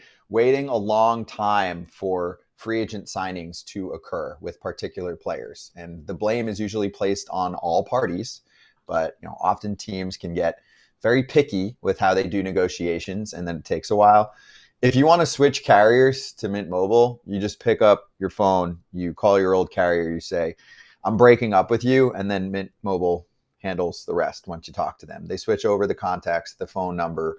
They give you just as much as what you've been dealing with in terms of all of the, what do you want to call it, deliverables, the nation's largest 5G network, unlimited talk and text, high-speed data, the whole deal. So make sure you check that out because there are a lot of things that are annoying in life, and this is not one of them, especially saving money. Because we're going to talk about money. How many days? No, in the next offseason? 100 days. Every days are left. single day. Is it 100 days?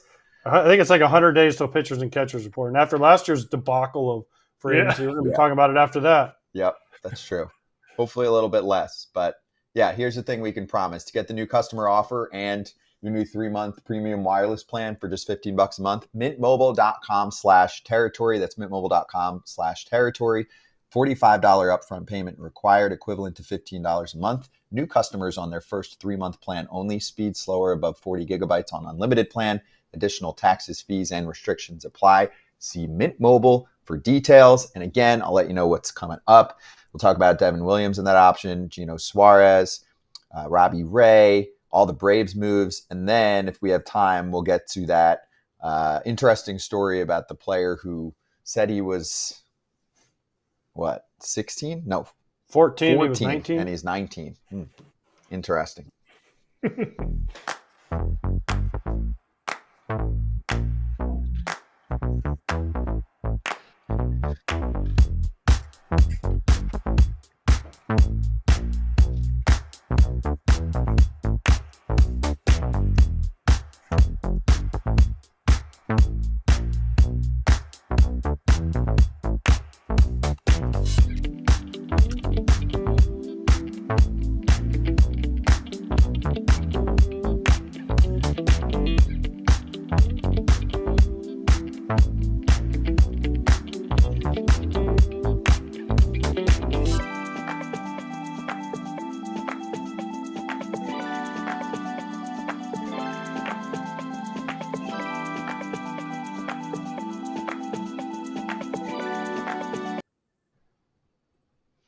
Hey, scan the QR code to get yourself the FT Leadoff newsletter. There are a lot of BS rumors out there, but FT Leadoff makes sure it gets the good stuff. So if you miss anything from the hot stove, we've got you covered. It is a free newsletter, and we have a lot more to get to right now. Let's do some digging.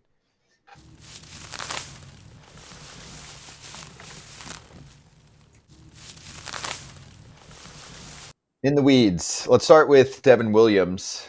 I'm going to start in a flashy way. Devin Williams is going to get traded this offseason. This is prime trade bait candidate material from the Brewers. Why? Because he's going to be a free agent after this season. It has nothing to do with what happened here. This is more of a formality. They declined his option because they get to pay him a little bit less through arbitration. I just want to make sure I explain that. Again, there's confusion with the intricacies sometimes of baseball on social media. So they could have had him for $10.75 million in 2025, or what is it, 10 and a half, I guess, and the $250K buyout. But he gets the buyout, and then they'll go to arbitration, or they will settle, because in ARB the expected numbers in the $8 to $9 million range. He missed a good chunk of the season, so the Brewers are evaluating the fact that they're not going to have to pay him that number. So it's fine. This is like a couple $1 million difference, not making a difference in the world. This is a paper transaction to save money. Is what it is. Yeah, but they have that right. No, why are they going to pay more? I'm just saying this is just a paper transaction for the Brewers to save money. Yeah, but it's not like they didn't do anything wrong, just for people to understand. They don't owe Devin Williams that club option. It's just part of how they put this contract together with him when they locked in, a year or two during the settlement before when arbitration. He was hurt. Yeah, when he was hurt. So everyone's fine. Nobody's like, oh, I can't believe they didn't take my option. It was all because it had nothing to do with performance either. Didn't have anything to do with the home run he gave up to Pete Alonso. It had all to do with the fact that he threw 22 games this year.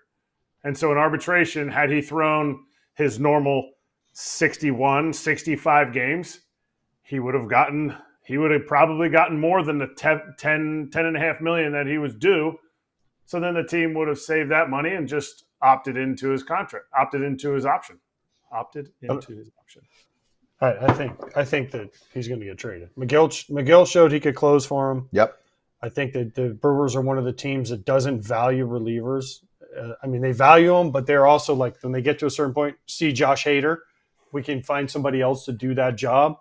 And then if they have to go to arbitration with them and they have to pay him $7 or $8 million, they're like, we saved $12 million. We could put that into somewhere else. Rhys Hoskins opted in for $18 million. Yeah. To the Brewers. So I think Devin Williams will be traded, though. I think there'll be a team out there that looks at his value if he's healthy, and we'll say we'll take him in the 8th or 9th inning of our season, and we'll win a lot more games because we have a bona fide closer at the back end. They're going to get significant. They'll get a lot for him. Yeah, they are. They're going to get a lot. And they are. To the point where they'll get, not saying they're going to get a Joey Ortiz player because that's what a starting pitcher brought, but Joey Ortiz stepped in right away and is going to get Rookie of the Year votes in the National League. And that's the big haul that they got from Corbin Burns. They got DL Hall. They got 2 bona fide big leaguers. And so I would say, you're probably looking at maybe 1.5 bona fide big leaguers because the Brewers, they're not looking to get a guy and put him in high A and hope in 3 years. They're looking for somebody to add value to this roster, which needs a little bit of offense, and adding that value is where they're going to look. So maybe even like a young starting pitcher. And Devin Williams is going to be the most sought after closer on the market, unless I'm forgetting somebody right now, and unless someone else makes another closer available. He's easily the best closer in the National League in general, and the fact that he'd be available, teams are going to be lining up. Yeah, best available, and he will get traded. I really feel that way. Yeah, for free agents, Blake Trinan. Him and Helsley. Well, Trinan might not play. Helsley. You think so? I think Blake Trinan's going to sign for big money based off what he just did. Helsley's probably on the market too. Helsley, yep, yeah. And then for free agents, Jeff Hoffman, Clay Holmes. There's other dudes, but people are going to look at Holmes and say, is he a closer? Yeah, no. Devin Williams is a dude. he is a really good closer, so he's going to get dealt. A couple others we'll keep getting to right now.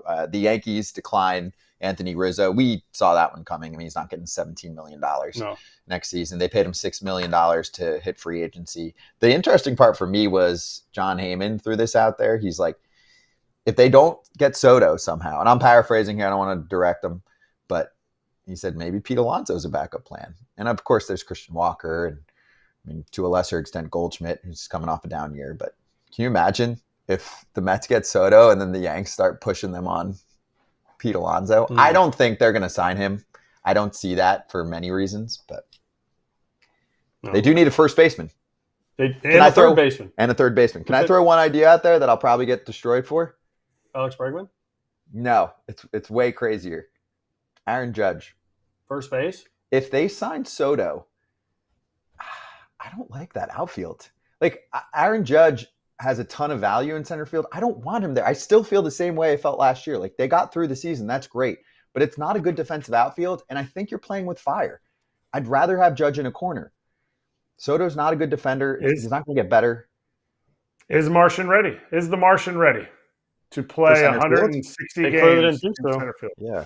They clearly didn't think so. He didn't sniff the field in the playoffs. See? So if you want to know what a player's ability, just ask the people who see him every day. There's a reason he wasn't in there. They don't know that he's ready. So you're making a move. It's different. Like the Phillies moved Bryce Harper to first base. You talk about superstars for the rest of their career.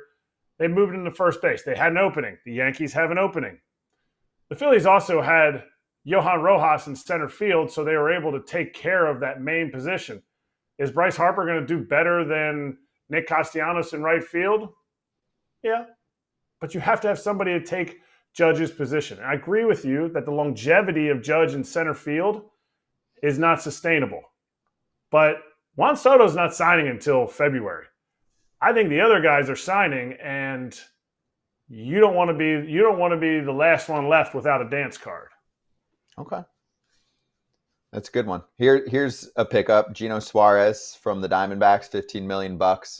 Man, he came on strong towards the end of the year. It was. That's why it was such a surprise when the Mariners traded him last year. Yep. He was coming off a good year, and he didn't have an expensive option. That's why the Diamondbacks were like, yes, please, thank you. He started off really slow, but he really picked up the pace. Yeah, he cut down the strikeout rate late. Good. He was really good. And he's one of those guys. He's a vibes guy. People love Gino Suarez. Yep. So that was a great pickup for Arizona. And yeah, they get him next year for $15 million. Wait, didn't Jordan Montgomery opt in too? Jordan Montgomery opted in. Which We after talked the about it owner on said Friday. that this is like the worst signing of my life, and he's like, "Oh, I'll take that $20+ million next year." I'll give you another prediction. He's going to get traded. Definitely going to get traded. Well, I just watched the 04 Red Sox curse document, or that whole thing. It was really good, or documentary. Yeah, I watched it. And they actually spent a lot of time on Nomar's situation, where he was gone, then he wasn't the whole thing. I mean, to a lesser extent, like you don't want Jordan Montgomery in camp obviously he's going to do his thing. He's going to try and prove himself and have a better season. You can also make a case though. They've got a good rotation.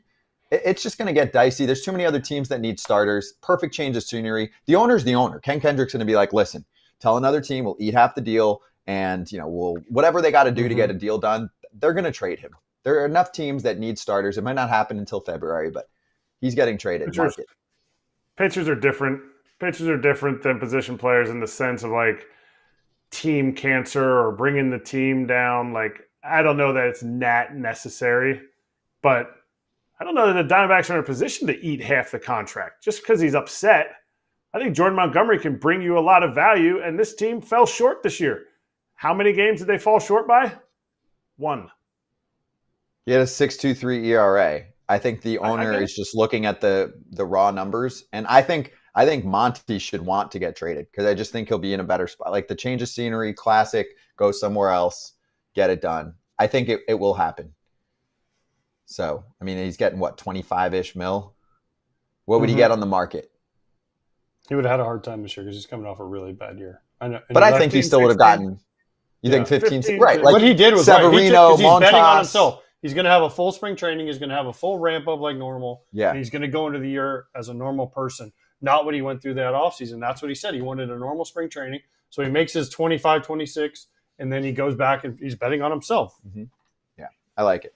All right, a couple other things we'll get to on the other side of the break for the TV crowd. We'll stay here for the YouTube audience.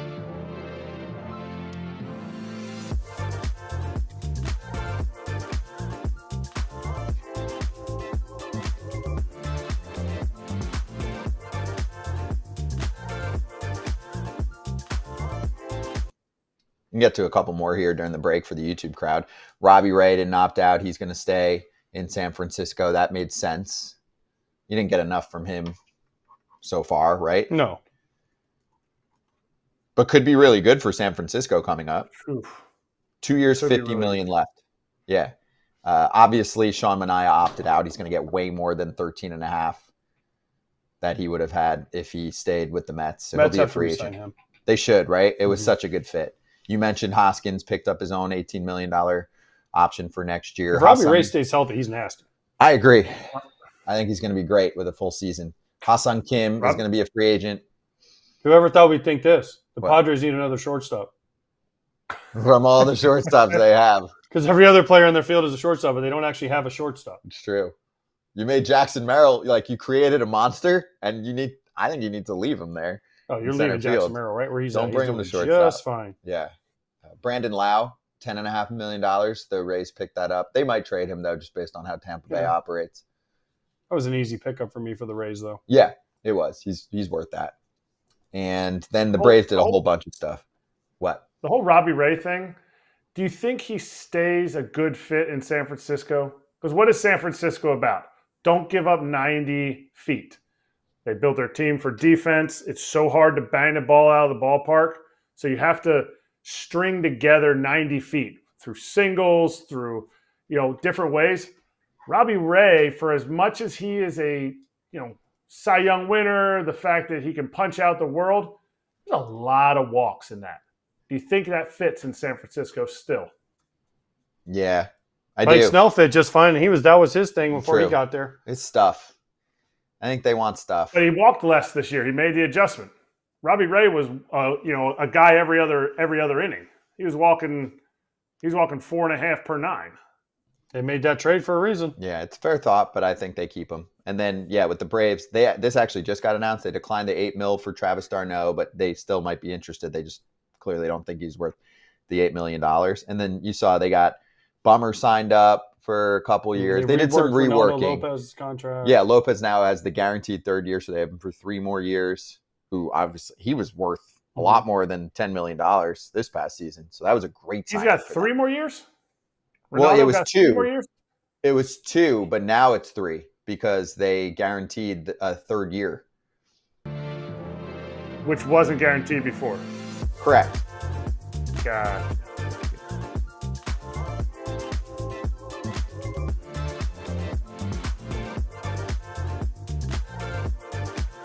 Yeah, that's what he said. That's what he said. That's what he said. That's what he said. Best time to get an interview is after a team wins the World Series, or just to hear what they say, because who cares? Screw You it. say whatever you want at that point. Yeah, it's F it mode. So. Kike Hernandez will be up first, and he talked about the Fat Joe curse. Because it's not just Fat Joe performing, it was also Fat Joe on the video board before the 5th inning. The 5th inning that we'll never forget in the World Series. So here's Kike. Ice Cube came out in game 2, and with his performance, we didn't even need to play the game. We had already won it. Then we go to New York, and this guy, he used to be fat. He's not fat anymore. His name is Joe. He came out and sang. And guess what? We didn't even need to play because after that performance, we had already won. Everyone was really toasty for the World Series. As they should be. Yes, stage where we had a lot of fun listening to everyone. So I just wanted to make sure we gave that parade a lot of love. Kike Hernandez, also one of the great entertainers in our sport. So Kike on the stage as the hype guy is really good. Mookie Betts had an interesting comment. I wanted to ask Max. We can ask him about it next time. We had so many other questions to get to. But here's Mookie Betts on what Max Muncy would tell him for just like a little bit of a lift, a little bit of a motivational, you're really good too, not just Shohei. I got 3. I'm trying to fill this hand up, LA. Yeah, he's got 3, and I forgot also. So he spoke at one point about how Muncy told him, like, you got $400 million plus on your contract too. You know, I thought that was cool. Mm-hmm. Where Max is like, yeah, Max did a lot of talking. Good. Max is a great guest, and he did a lot of talking to the Dodgers about, dad time after the World Series, all that stuff. Like, let's focus on what we're doing. They had a lot of great guys, and then Teoscar was about to cry out the stage. You want to hear that one? Yeah, I mean, he was like about to start bawling. Let's show that one too.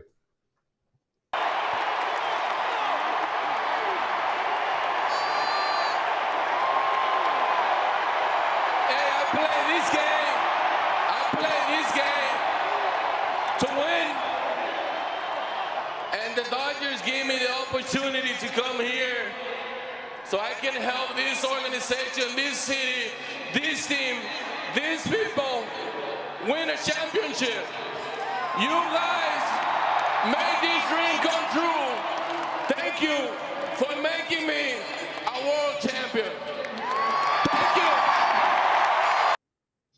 A couple things about that. First of all, it's hilarious. They got caught in traffic. Do you see where the buses got stuck in traffic, which is the epitome of LA? Yes. But also, remember Teoscar Hernandez when he signed the 1-year deal? Everybody's like, "What is he doing?" And his agent came out and said he signed to win, and it was the best deal. And I told him do it, and he had a great year. Nailed there it. He is. Everything came true. Now he's going to make bank. Yeah, exactly. Although, this jersey that we saw in LA at the parade might prevent Teoscar Hernandez from signing with the Dodgers. If you believe that the Dodgers will be in play here, you can show the jersey. Somebody got really creative with a little number 22, Juan Soto, on the Dodgers. Thought it was kind of cute. Kratz, we're going to fix your mic, so one sec. But look, you see that? Stupid.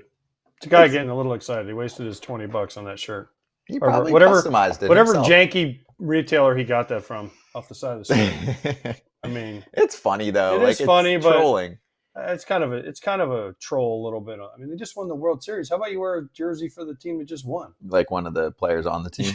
Yeah. It's I mean, isn't Kershaw 22 too? Yeah, well, maybe Kershaw would move numbers for Juan Soto. No one else is ever going to wear that number again. I know. So if that's the thing that keeps Juan Soto, if he's going to go to LA, is 22, he ain't getting it. Well, I can tell you this. If the Dodgers let anybody else wear 22 for Kershaw, I agree. I have a major problem with that. I promise you this. Whoever makes the highest offer, including the tax implications and deferrals and all of that stuff, highest present day value wins Juan Soto, period. I want to just call this out real quick because people were in the chat talking about what the number looks like. Sam, I'm not trying to blast you, and I don't know the whole context, but he goes, what about a 5-year, $300 million for Soto with player options? I'll take the massive over. He's going to make so much more than that. He might still get player options in there, but he is going to get so much more money than that. It's 500 plus, or Boris hangs up the phone. That's where the conversations are starting, in my mind. He's going to go above Ohtani, whose actual value, depending on what system you're going off, is in the 450-ish range. So Soto's getting 500 plus. All right, we'll break. We'll be right back for the TV crab.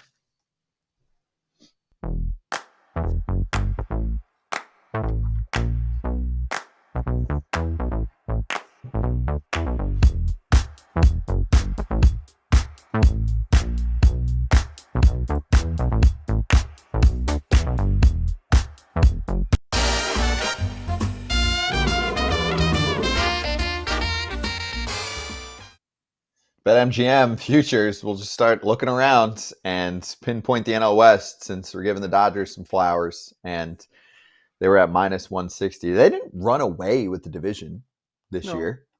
Obviously, they're going to be favored next year. Never got close. They're going to be favored every year. It did get close. For now. It got within, 2.5 games? It got to like 3, I think. 3-ish? And then the Dodgers go away Nats. Yeah. But then it was even closer in the playoffs. I picked the Dodgers to lose, but then I picked them to win, so I'm good. But I did pick the Padres to beat them. The Padres were one. The Padres had them. They were down 2-1. Remember bullpen game coming?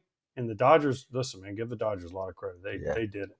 But They also, did it. where do you place blame? Okay, so they're minus 160, Padres plus 275, and then it starts to get lofty, plus 500 for the Diamondbacks, the Rockies. You have no chance. So do you blame Padres offense at all, or do you just say, wow, the Dodgers pitched their asses off in that 2-0 win, the first one? They pitched their asses off. They had to face different pitcher every time they took the mound. Every time they took in the bat, it was a different. It's like a spring training game. But that's happened in other games, and like the Mets got to them. It's still just in the playoffs. I'm telling you, in the playoffs, everyone becomes hyper focused. And if you can get all 9 or how many ever pitchers they use in that game to not have a bad inning, again, we've seen where it can go horribly wrong. We saw it in Game 4 for the Dodgers, where all it takes is one guy to have a bad inning and it blows up in your face. But if you can get all the guys to give you 9 innings and no one have a bad outing, this is what a bullpen game can do to frustrate you. Yep. Yeah, and this Padres team isn't like some of the other teams that are like, oh, we just blast the ball. Well, this is what could happen to the Phillies. They strike out and chase too much. The Padres lineup was built completely different. They rarely struck out. Their strikeout numbers were really low. They're putting balls in play. They're grinding out at bats. To me, that game, those 2 games were 100% on the Dodgers bullpen, just dominating them. Yeah, it was. And hey, quick reminder, if you're new to BetMGM, then put at least $10 into your account and use the code FOUL, F-O-U-L. Place your first wager, get up to $1,500 back in bonus bets if the bet loses. And if your first bet does fall, those bonus bets will be available once your initial wager is settled. Gambling problem or concern, call 1-800-GAMBLER. We'll be right back. The Rangers announced some front office moves, and we'll get to that shady situation with the Padres, actually.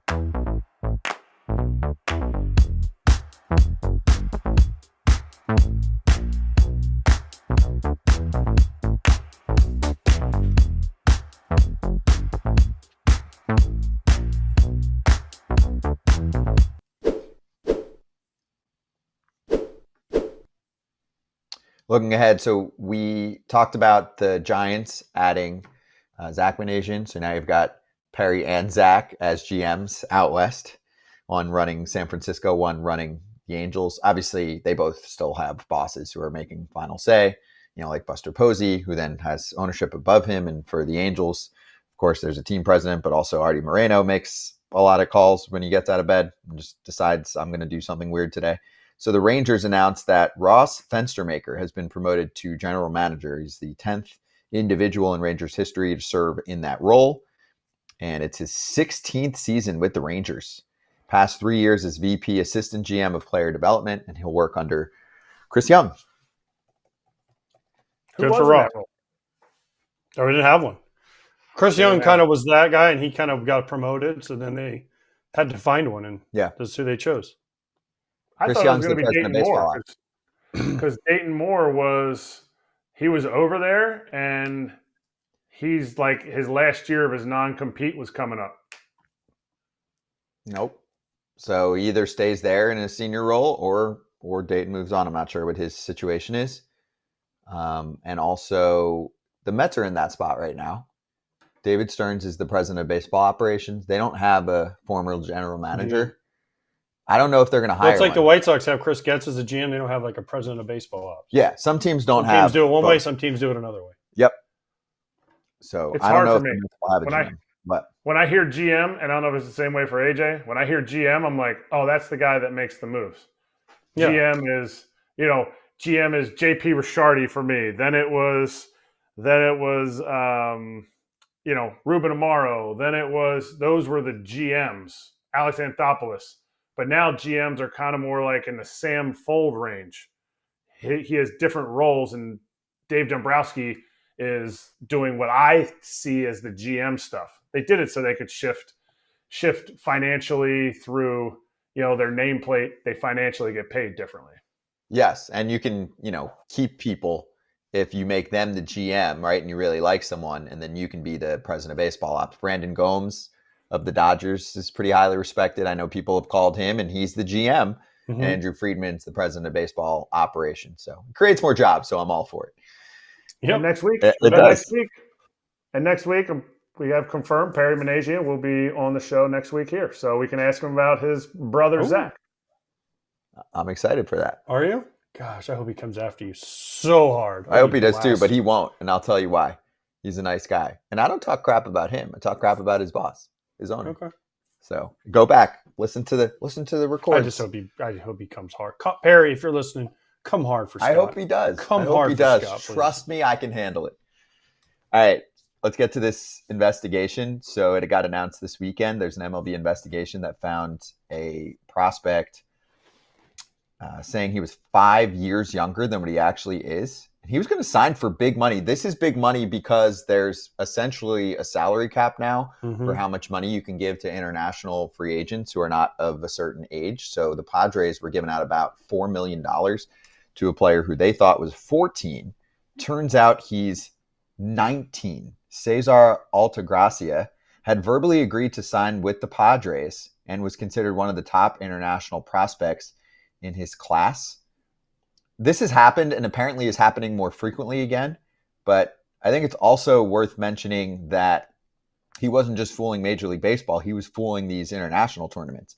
So he was competing for the Dominican Republic at the 2022 U12 Baseball World Cup and then at the U15 Pan American Championships. And he was way older. It's like sometimes when I played basketball and we'd play against guys and they were like twice the size of everyone else, I'd be like, birth certificate. This guy's way too big and talented to be playing 11U. Well, it was right on this one. Okay, here's my thing.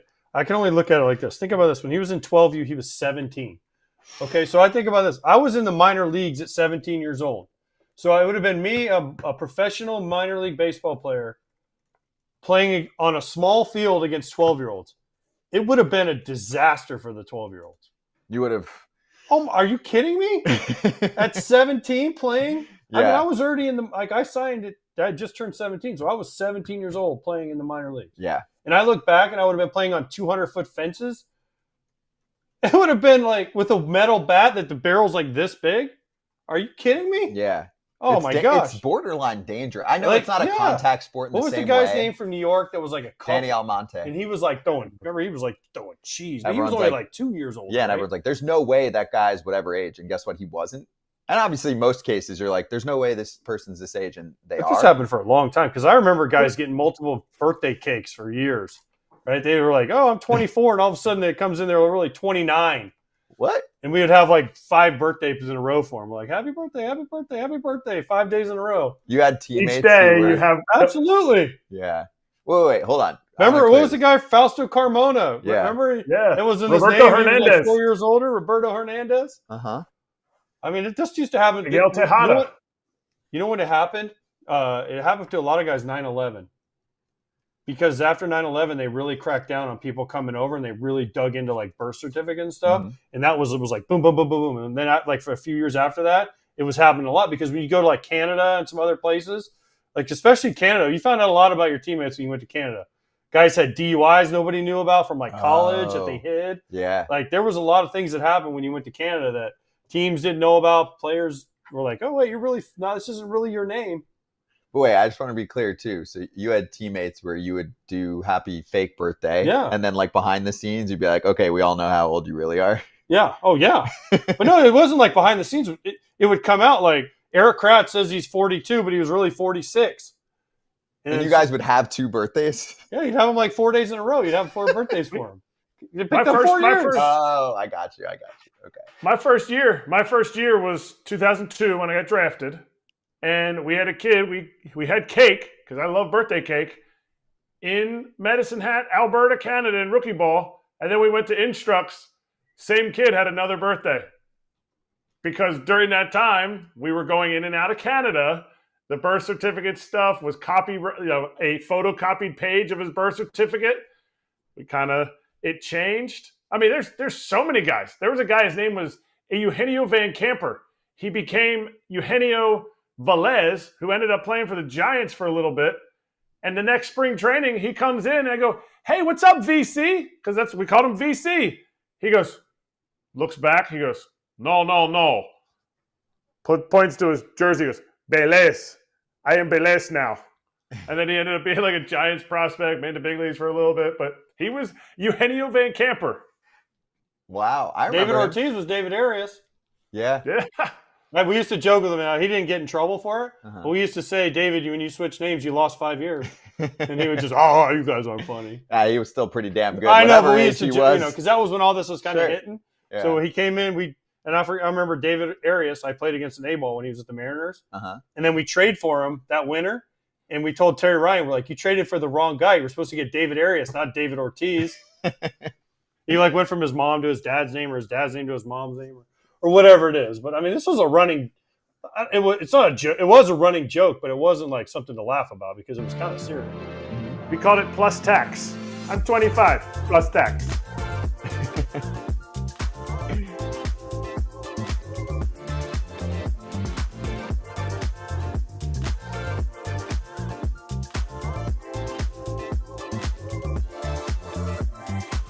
13 mil a year on Jorge Soler from a team that's operating at best at mid-market, if not even a little bit smaller market, or that's the plan. I can't get over it right now.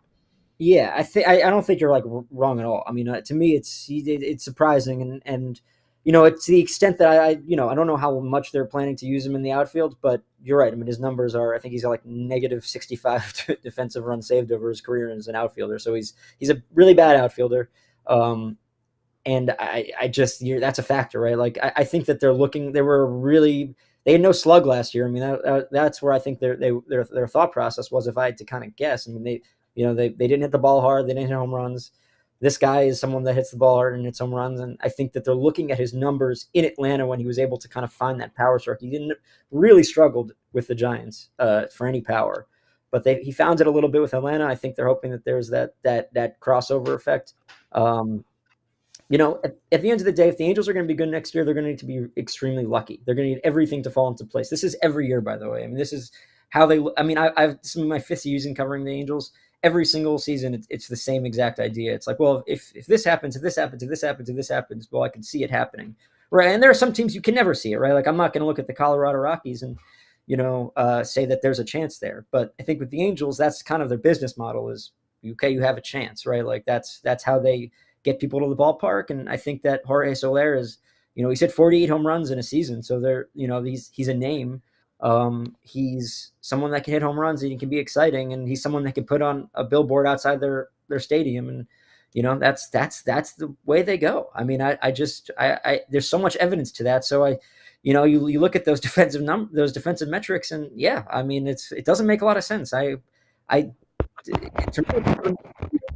just comes down to what are you willing to spend on the rest of your roster, and then what do you do outside of that? Could you move a Taylor Ward? I think if they were to trade a Taylor Ward, maybe there's an avenue to maybe having Mike Trout as a more full-time outfielder on the corner, and you can have Soler more as a full-time DH. I think that's maybe a potential possibility, but at the end of the day, I don't think this markedly makes them a much better team, and possibly could make them a worse team if Griffin Canning, who really had a bad year last year, but he has some good tools. He was a prospect for them. He was a top prospect for them. He figures something out. He's got a really good changeup. I think they thought he was a little predictable at times last year.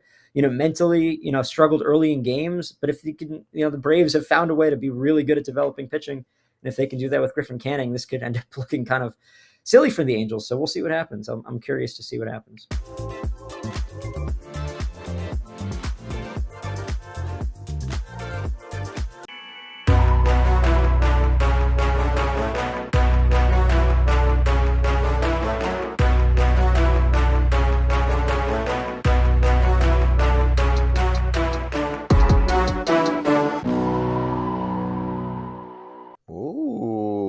Thoughts?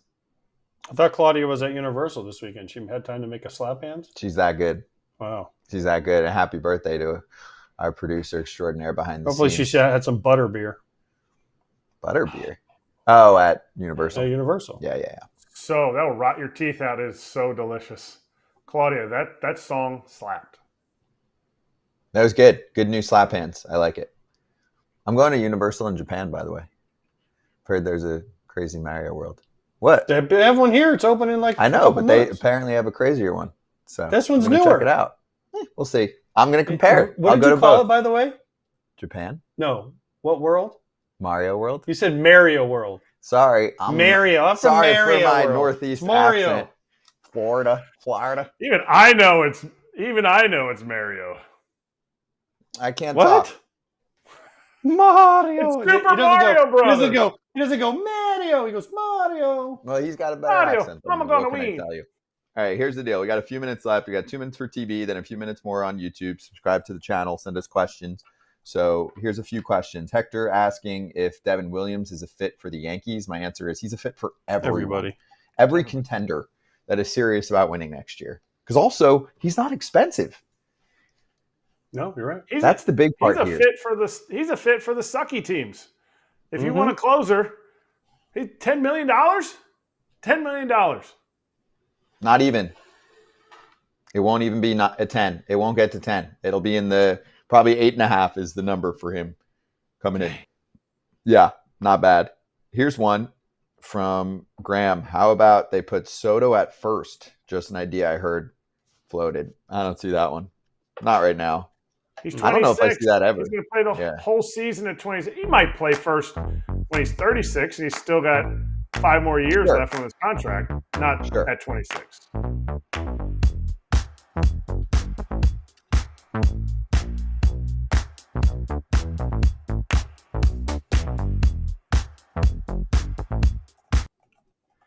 Here we go. All right, we'll get to a couple more, and then Dodgers territory is running point with an always smiling these days, Alana Rizzo and Clint Pasillas. They're very happy. They also had a very viral video come out on Walker Buehler and Oral Hershiser and the jersey. I don't know if you guys caught that on Instagram or TikTok. It's at 1 million views, I think, on all the platforms that I just mentioned there. But it's a really cool story. So if you don't follow us already on TikTok, Instagram, all that stuff, I think it's on Twitter too. Check out Foul Territory Show, or depending on the platform. Just if you start typing Foul Territory, you'll see us on any of those platforms. But it got a lot of love. It was a really good story. Walker Buehler's calling. We're like, can I keep it for a little bit longer? And he's like, dude, do whatever you want. Just go win the World Series, have a time. You saw that, right? Mm-hmm. It was good. I like that a lot. It's cool of Oral. Yeah. Yeah, Oral was like, please. And he went out of his way to make sure he got it because it was in Vegas and he was in LA. So he had to have, I think his wife was home and she had to grab it and ship it and all that. So awesome story. Check it out. I'm not going to say anything else. But on that topic, Duffy in the chat said, how do the Padres beat the Dodgers going forward if they couldn't beat them this year? I mean, every year is different, though. They beat them 2 years ago. Right. So, they almost beat them here. So they put together a pretty good listen, their team is good. I mean, yeah. They got some holes they need to fill. Musgrove going down hurt them, but they've got some holes to fill. But if they do it right, because the problem is with Peter Seidler passing, what's their payroll going to be for the Padres? It's not going to be what it was 2 years ago. No, but they still had have a better stars. team this year than they did the year before. They did, and they still have stars. They still have Bogarts. They still have Merrill. They still have Machado. Mm-hmm. They got to fill Higgy's shoes, who's a free agent. They got to fill. Is Higgy a free agent? Yeah, Higgy's a free agent. He is. Oh, good for him. Perfect year for him. Hassan Kim's a free agent. I mean, they have some holes they need to kind of fill. Jerkson Profar is a free agent too. Jerkson Profar. Yeah. I mean, he was the best 1 year, $1 million signing of all time. Man, he had a year. So yeah, they have work to do. Tanner Scott's a free agent. So they're gonna have to do a lot. Mm-hmm. They have good prospects, although they've traded many of them. They do a good job of refilling the system. Nope. Yeah. Preller will do it. Yeah, there's plenty of talent going back to that team still for next year, even if they don't do a lot. Darvish. Yeah, they still have some dudes. I agree. So we'll do this every day, every weekday, 1 to 3 Eastern. Got Dodgers territory coming up next. YouTube will flip you right over to that channel if you want to hang around for it. And then right after Dodgers territory, I'm back with the Baseball America crew. So we'll have Baseball America hot sheet. We'll have a special guest. We'll go over their rankings. We'll focus on the National League East. Join us. We'll see you for that one as well.